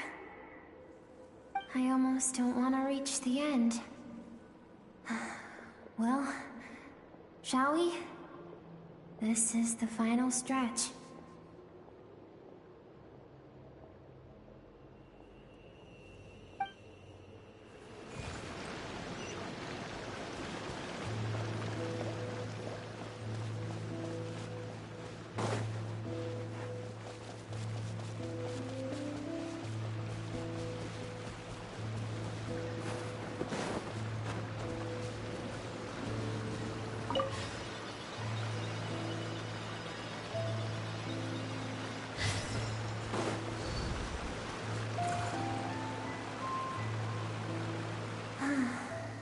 These are Skirk's happiest memories. What a simple and carefree time it was. Wisps of clouds dotted the sky. The sun bathed everything in golden light. And when song filled the air, not even the shyest of flowers could resist swaying along. This is Skirk's homeland. She was so curious about everything as a child, always skipping school to go exploring instead. There was so much to discover. The treasures at the bottom of the sea, the secrets beyond the stars, and that merchant ship packed with adults wearing those strange clothes. Yes, the ship. That was the beginning of the end. It was a spaceship. When it arrived, the people that disembarked wore smiles on their faces and spoke of friendship. They claimed to be merchants from a neighboring planet, looking to establish trade.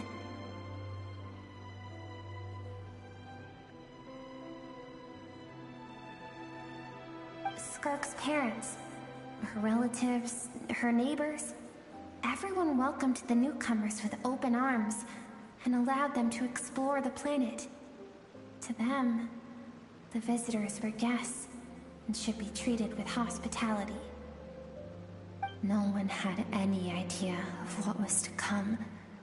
Several months later, an army of unknown origin arrived without warning and carried out a ruthless campaign to destroy everything and everyone on the planet.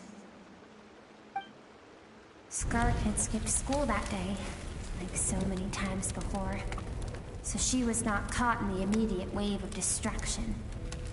But when she came home that day, only fire and ruin awaited her.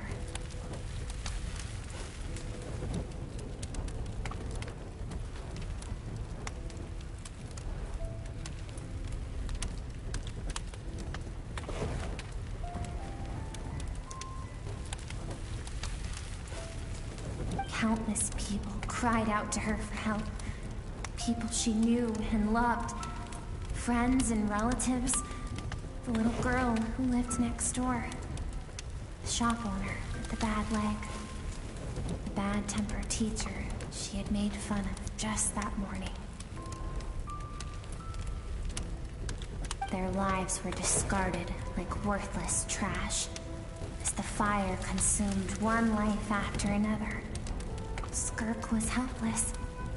All she could do was run. And so she did.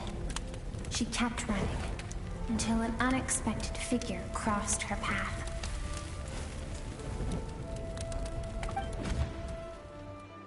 If Sertology hadn't been there in that moment, the fire would have claimed her life too. And there she would have remained, left to rot in the scorched earth, with no answer as to why any of this was happening.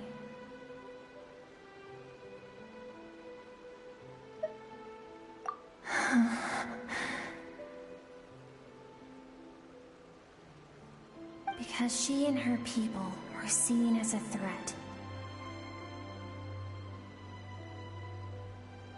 As the initial merchant ship explored the planet, they discovered that it hadn't always had the condition to support life.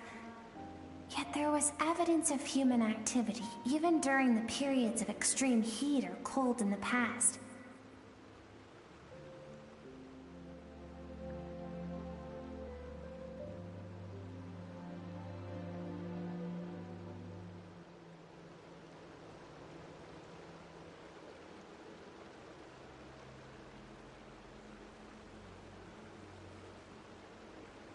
Further research reveals that, over time, the people of this planet had evolved the ability to adapt to any type of environment or energy source. For that reason, the outsiders viewed them as a potential threat, and decided to eliminate them before the threat could rear its head. And so, the army was called, and the so-called danger was wiped from the face of the planet.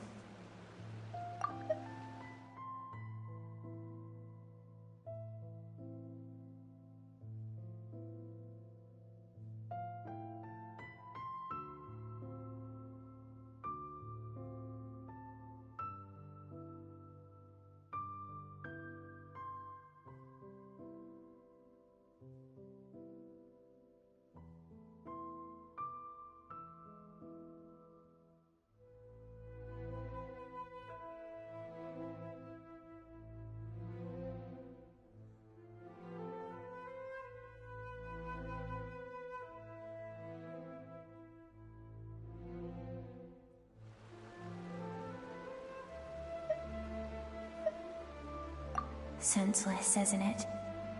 Deemed a threat because of a gift they didn't even know they had. Perhaps it was their own innocence and kindness that doomed them. But in the end, that was lost to the blaze as well. If those with power get to decide good and evil, then all you can trust in is the sword in your hand. And so, before death could claim her, she ran. She ran and never stopped.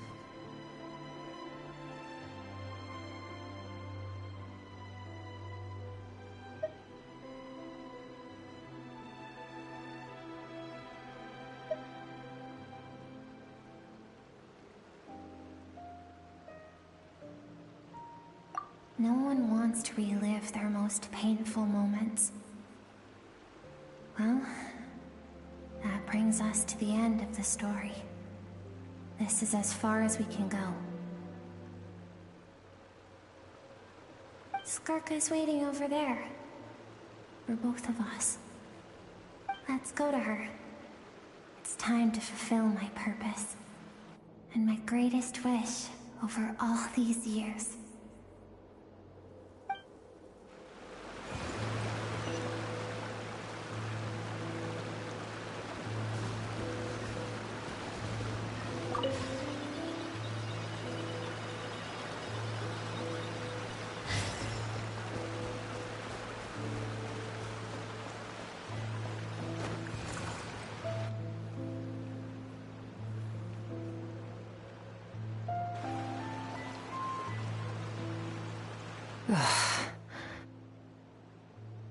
So all this, just so you could bring her here? I have things to say to you. Well, to me. I want someone to witness our reconciliation, even if it takes an argument to get there. And she is the best choice in this moment. Her suppressed emotional self. The version of herself she keeps locked in the recesses of her mind, stifled by reason. All those rejected impulses, those discarded aspects of your past selves, they are a part of me now. I am who you used to be. Someone you have refused to face for too long. So, I came to face you instead. You're wrong. I've faced you all along. And that's exactly why I keep you locked here. Your existence makes me weak. Moments of joy and longing are when we are most vulnerable. Don't forget, it was a penchant for goodness over reason that doomed our homeland in the first place. The vastness of the universe renders everything insignificant. Our feelings most of all. Even so, learning from the mistakes of the past doesn't have to mean erasing everything. Strip yourself of your so-called weaknesses, emotions like kindness and empathy, and what makes you any different from the ruthless soldiers who slaughtered our people? The difference is that I'm doing what is right, what is necessary. I allow you to exist, but with limited freedom. That is the greatest kindness I can offer. I've shouldered everything you couldn't carry. I rose above the numbness and emptiness, and it was cold, unfeeling reason that brought me this far. It made me who I am. It made me strong. That is the problem. I want to shoulder those things together. On the grand scale of the entire universe, maybe our feelings are vanishingly small, but why should that mean they don't matter? Emotion gives warmth to the cold expanse of space. It gives meaning to the world around us. Think back to those nights of gazing at the stars, those afternoons of exploring the unknown. Think back, and let them grant you peace. A brief respite from the pressure you put on yourself.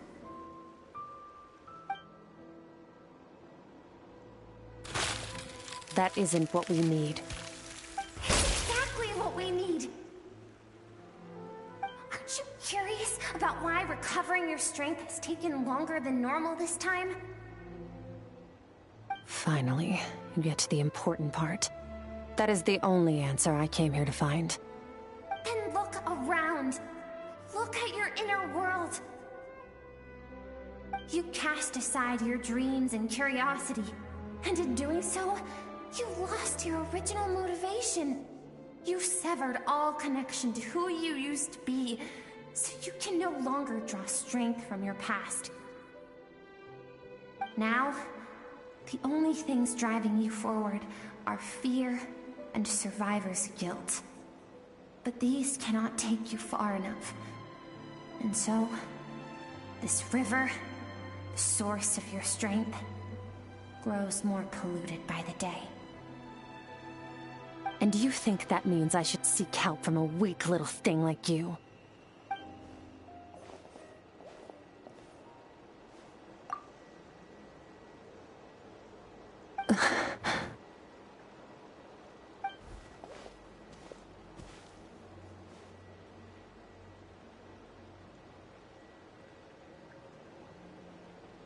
Thank you for saying that.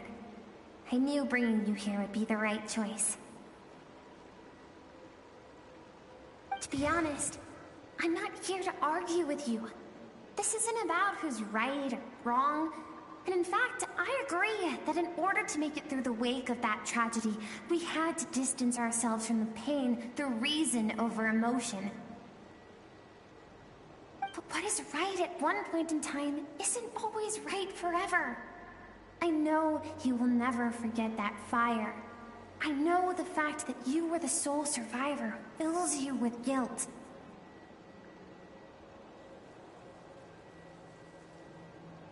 And I know that among the voices that haunt you, mine is there too. Because deep down, you know that you didn't turn out to be the person you wanted to be. All those unfulfilled hopes are like knives to the heart. And I don't want you to hurt anymore.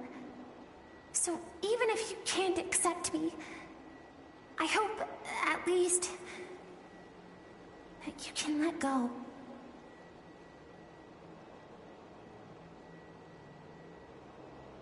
I keep thinking, maybe it would be better if I had died. I wouldn't be haunted by that fire all the time. I wouldn't have to go on like this.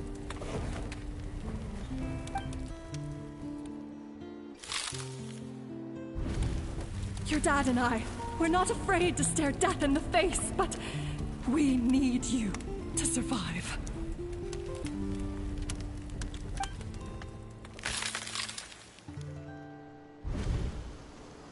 I'm sick of being a kid. There's so many amazing things out there, and I'm ready to see them all.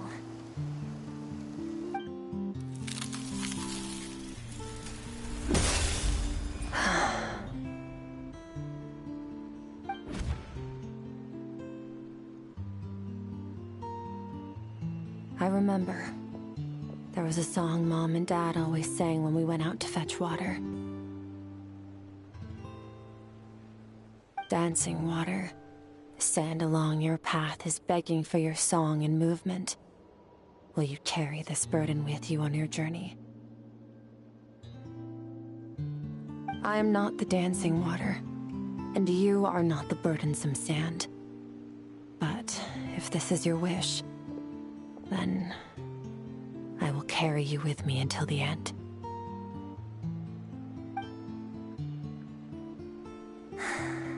Thank you. I should be thanking you.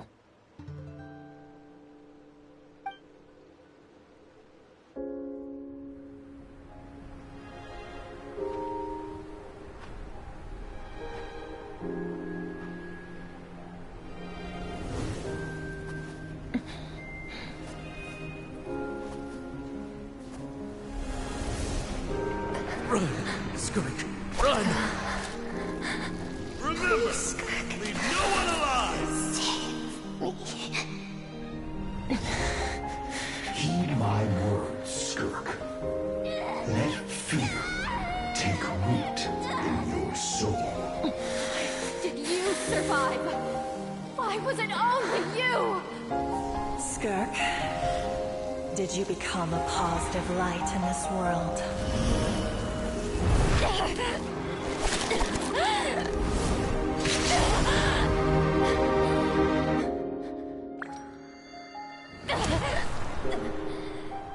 Hey, this doesn't have to be the end.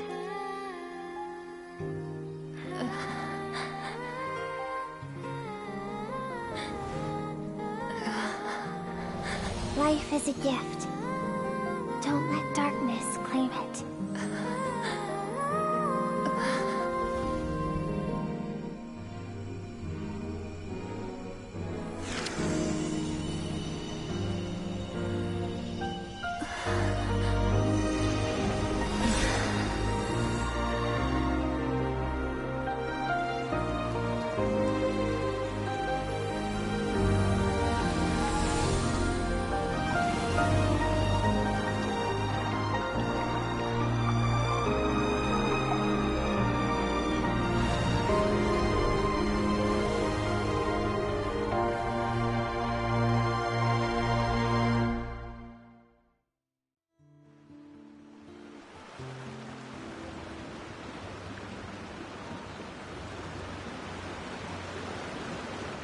So, you saw my memories then. I once asked my master if survival of the strongest was the law of the universe. He said no, but in a world without order, those with no moral boundaries tend to be the ones who survive.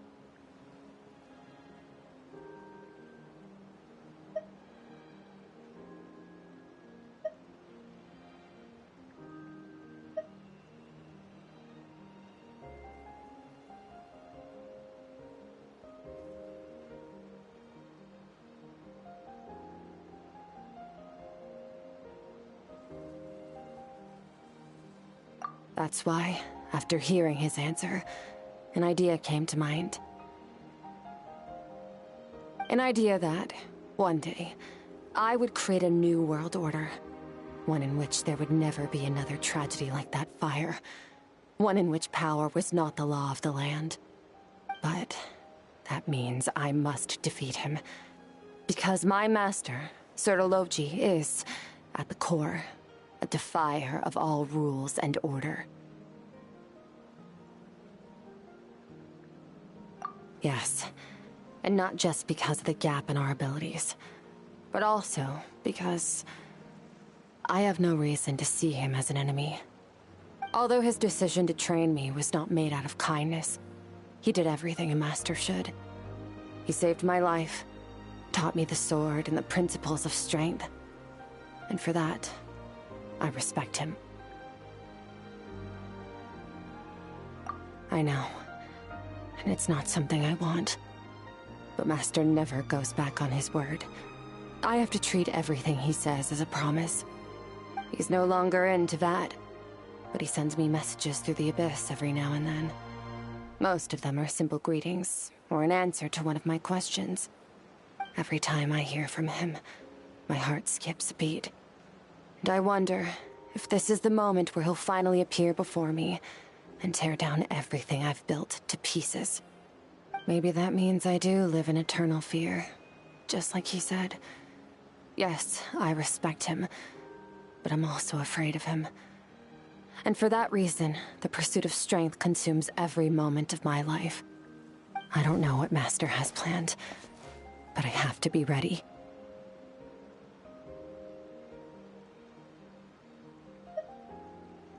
Help me? Why? This isn't your fight.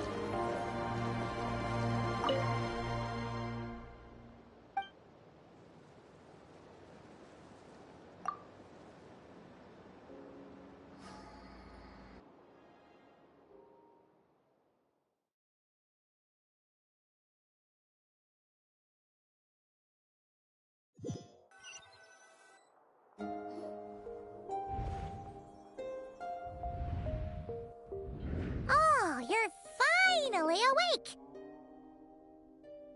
Honestly, Paimon was gone for like 2 seconds and then she comes back and finds you both unconscious? Oh, you scared Paimon half to death! You're both okay, right? What does it look like?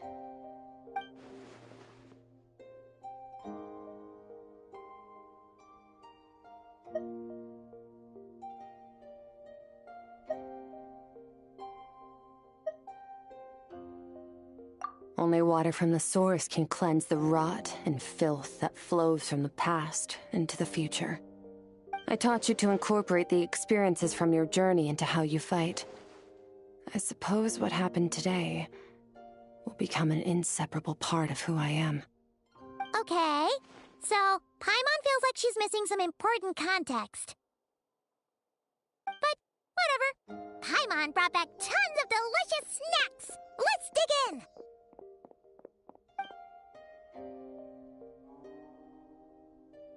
All right. It's about time we finished what we started. We're gonna deal with this thief for good, right?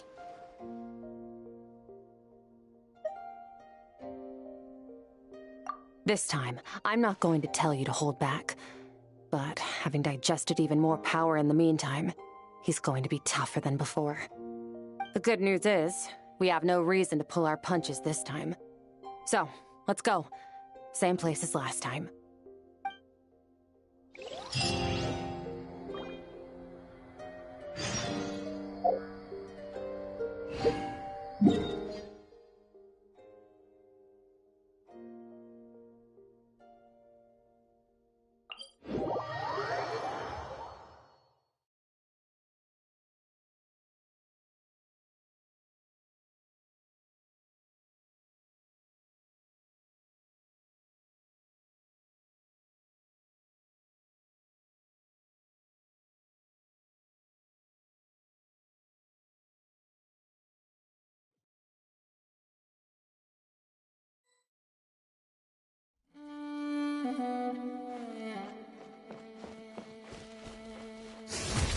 Merciless.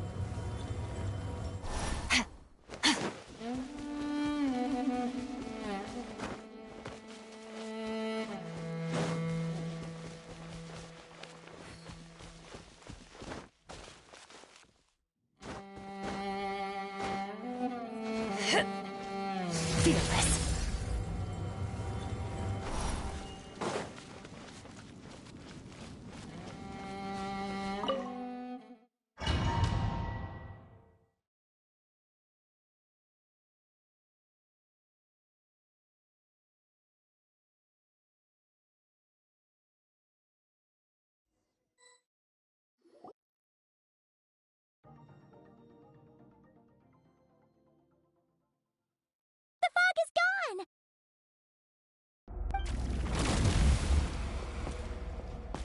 Wait, isn't that the form the all-devouring narwhal changed into?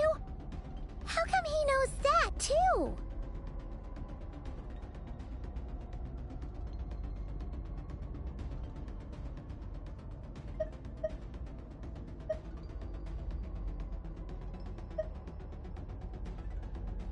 Really? So, you're telling Paimon that giant whale and this guy can both turn into the fowl? How does that work? It's a subconscious instinct. Any intelligent being who longs for his level of strength is bound to mimic his appearance. It's a natural response after encountering someone as powerful as Master. To them, he represents ultimate power. We know the person before us has encountered Master, and we know he stole a portion of my power. So it's not surprising that he would assume this form. Okay. Oh, the closer Paimon looks, the more intimidating it gets. Nervalette isn't here this time, so it's up to us. He won't have the nerve to steal again after we're done with him. Let's teach this guy a lesson.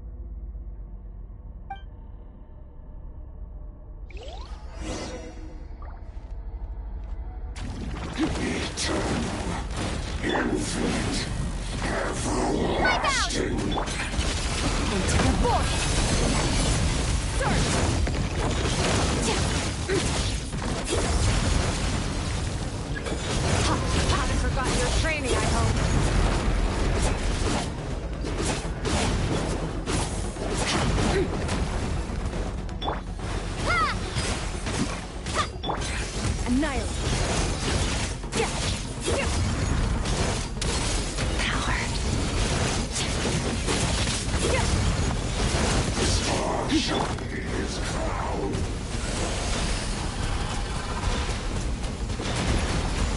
Water jet! Merciless. Another star goes out!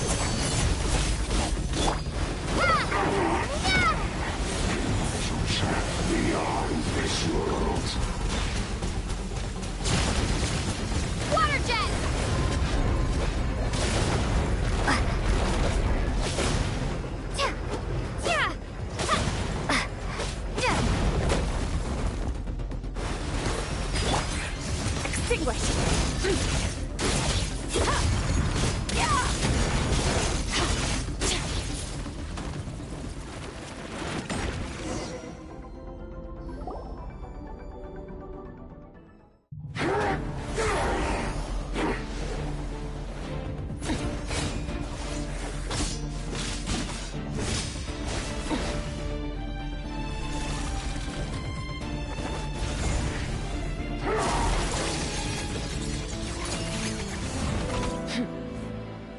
Haven't had enough of my power.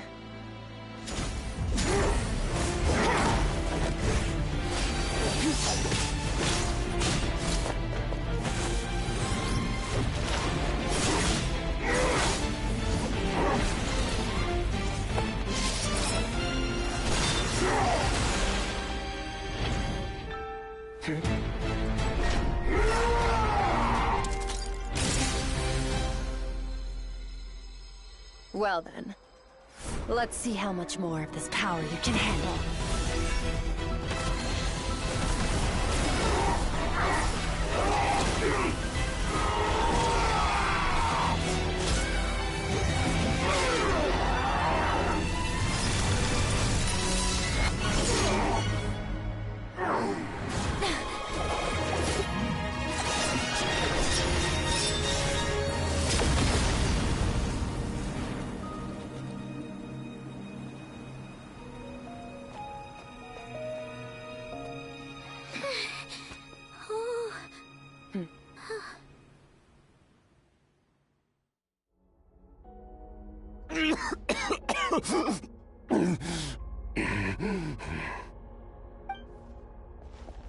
Well, have you come to your senses? You saw that my body was at its limit. So, you deliberately channeled your power into me, knowing that it would destroy my shell from within. Such power. Such keen battle instincts. So you must be... Skirk, Sertologi's disciple. How long has it been? How long has he been away from Tevat? Hundreds of years. Hundreds? Sorry, it's a lot to take in. I should introduce myself. I am Skofnungar, a friend of your master and one of his followers. This is the first time I've heard your name, Skirk. But hundreds of years ago, I knew you existed. And I knew you would come here. Hundreds of years ago? Sounds like you and Master have quite the history. Care to tell us about it? Of course. Might as well take advantage of a clear head while I can. The story starts a long, long time ago. I was born into a noble family in Conria. As the eldest son, I was set to inherit our title. But I contracted an incurable illness as a child, and everyone gave up on me. I trained the sword harder than anyone else, defeated all of my peers. But it was all in vain. When other people looked at me, all I saw in their eyes was pity, or a strange glee in my misfortune. Even my parents were just waiting for me to die.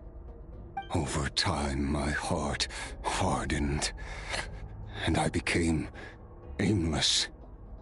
That was the point where I met your master, Sir Taloji. We were similar in age, but different in background. He was born in prison, the son of criminals who had been sentenced to death. He spent his childhood wandering the streets, facing more criticism than the literary works in the Universitas Magistrorum.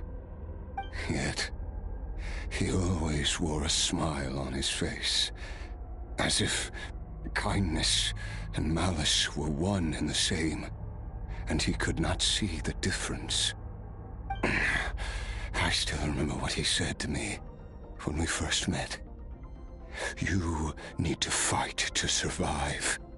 Even if it's a losing battle, it should light a fire under you. How can you sit back like this and go down without a fight? That does sound like something he would say.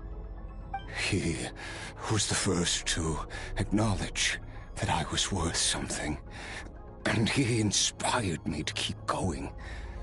When we sparred together, it was the first time I'd actually felt the thrill of combat. When I was 10, he stole forbidden research materials and managed to cure my illness. It was like there was nothing in this world he couldn't accomplish. When it came to the human form, he was always intent on pushing the boundaries of possibility. But somewhere along the way, I fell behind. My talents were nothing compared to his, and at some point, I realized he had pulled so far ahead, I was too embarrassed to even ask him to spar. After his grand endeavor was successful, he sought me out and said to me, "This planet no longer holds anything of interest to me, so I'm leaving. But first, I have an offer. I can use a power I have just refined to break the curse of immortality for you. Your death was once what we worked so hard to prevent. But the immortality you now face is a different kind of pain altogether." I'll pass. Immortality doesn't sound so bad to me. Since I can't die, it means I have an infinite amount of time to get stronger.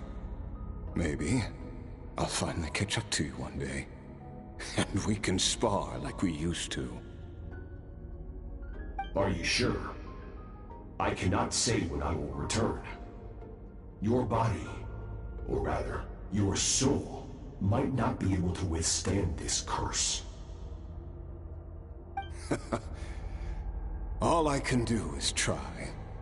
After all, a wise man once told me, people need to fight for their own survival. Wise indeed. Nevertheless, if you grow weary of the pain of immortality, and wish to experience a good sparring match before you wither away, seek out my disciple.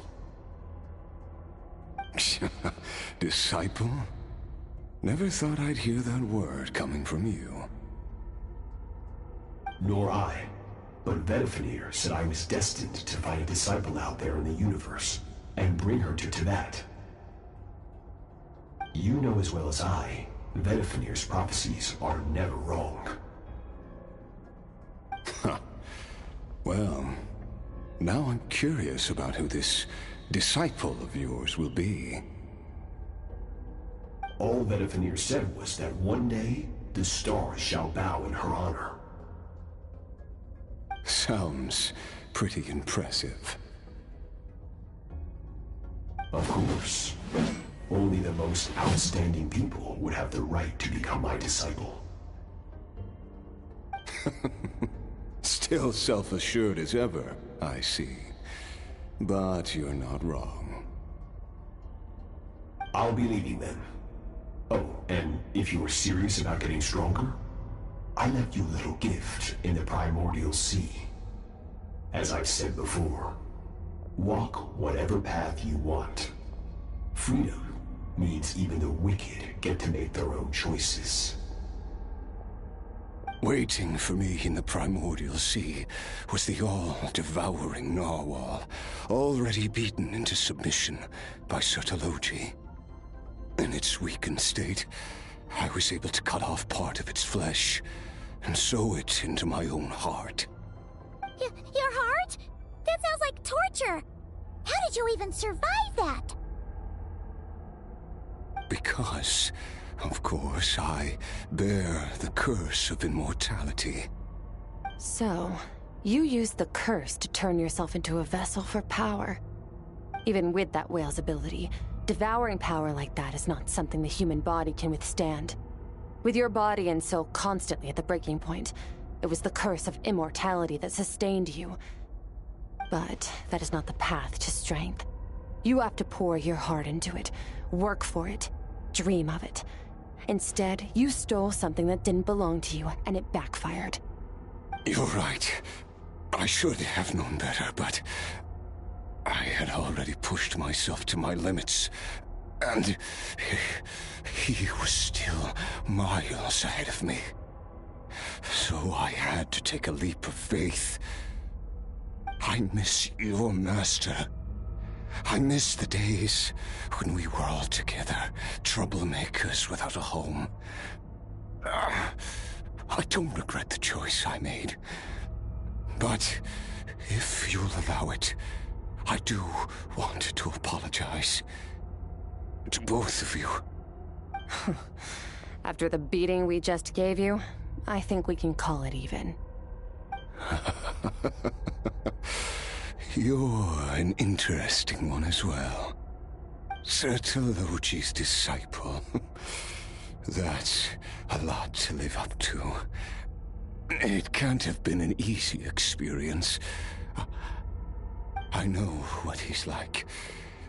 He rules with an iron fist, using despair and fear to force you to catch up to him, all the while standing ever out of reach. We're like mountain climbers in the dark, never knowing how much higher we have to climb, or when we will see the sun again. True. But I made up my mind long ago. No matter how dark it gets, I will not give in to despair. I will overcome it. Besides, after hearing your story, I suspect what Master really wants is not a battle that demands his full strength, but rather a defeat without regrets. Oh? Since you're his friend, you must have some things in common. First time we came here, when you stabbed me through the fog and stole my power, I felt no emotion coming from that spike. But when you had to devote all your strength fighting me just now, I could feel joy and passion emanating from your blade. It was the joy of a researcher discovering the truth of the world, the joy of an artist uncovering a temple of wonders. Interesting. I'm certain I didn't express those emotions outright, yet you were able to read them from my blade, like a glimpse into my inner world. You're right. That battle brought me an unbridled sense of joy, and my defeat brings me no regret whatsoever. Exactly. I think Master also craves a battle like that. One where his opponent forces him to use all his strength, unlock the extent of his potential, and transcend his own limits. A battle to end all battles. After which, all can come to an end, including, perhaps, his life. For that very reason, good and evil are meaningless to him. He has one purpose, one goal: to complete himself. It's one of the secrets to his strength. Perhaps you're right. Perhaps that is his call. What a battle that would be. Oh, to witness such a...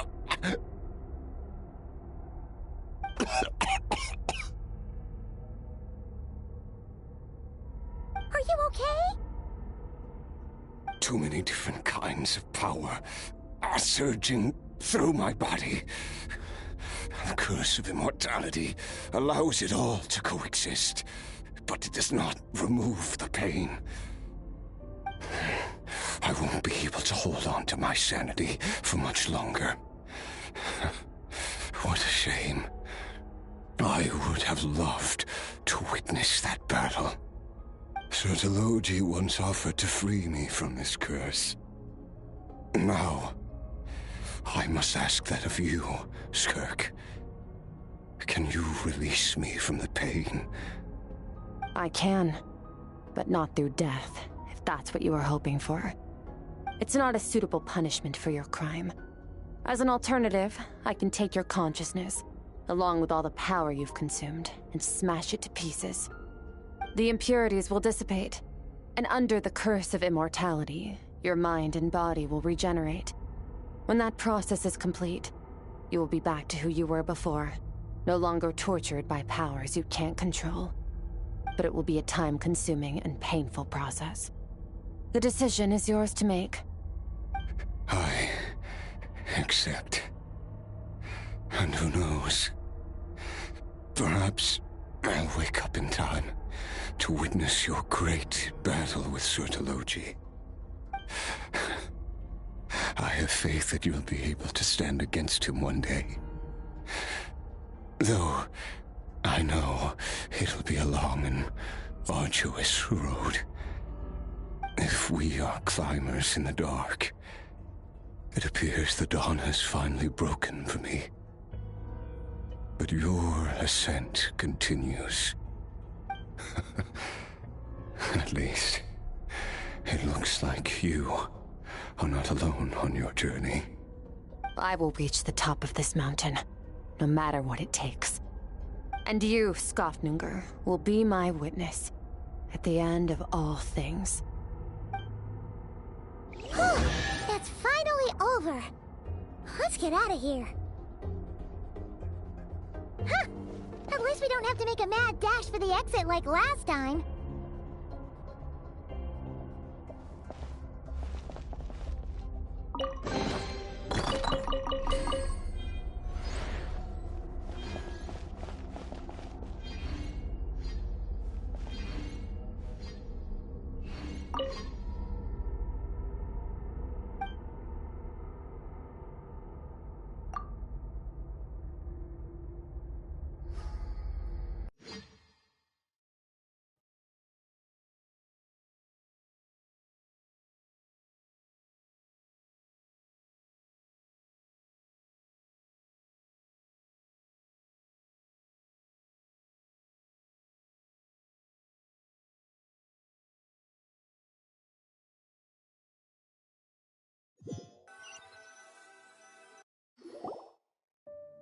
We did it!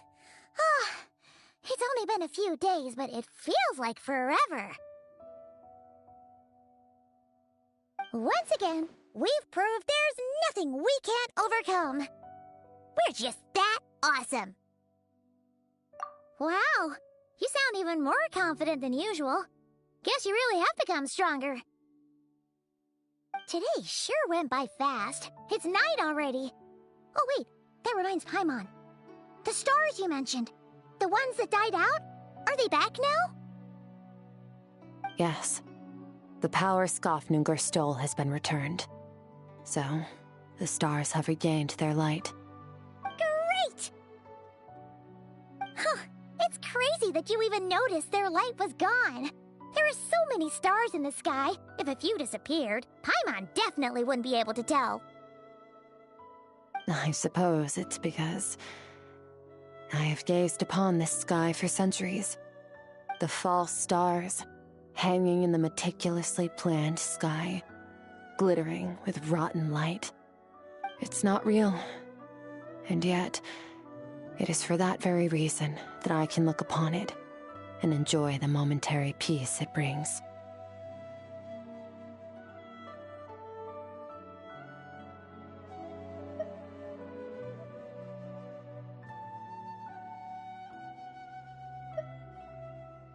Even the most beautiful of bubbles has to burst. We will return to the real universe one day, whether of our own volition or not. Time marches ever forward. Even the innocent and naive will taste life's bitterness.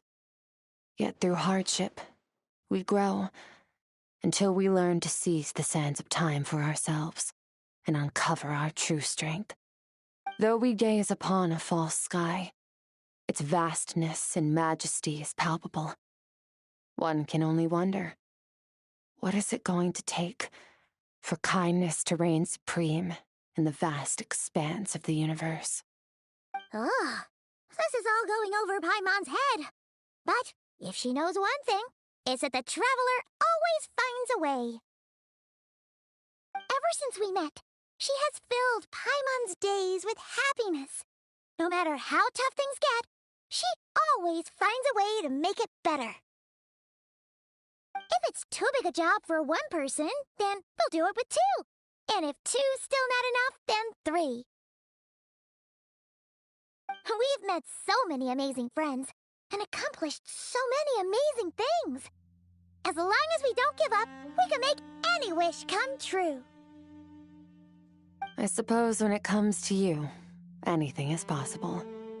Well, I should be going. Now that my power is no longer isolated from my emotions, I need more practice to get used to it. I suppose fate will decide. Maybe we'll bump into each other on the street. Or maybe we'll reunite on a different planet entirely. Regardless, reunions and partings are but passing moments. More than anything, I hope that, at the end of this journey, wherever it takes us, we stand in a world reborn. One without war, pain, or forced partings. One where new life can bloom, even where there was once nothing but scorched earth. For this, we must all work to become stronger.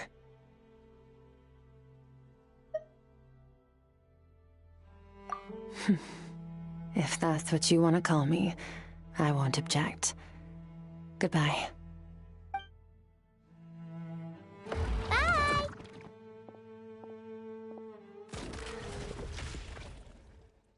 Is it just Paimon, or is she being nicer than before? We definitely count as friends after all that, don't you think?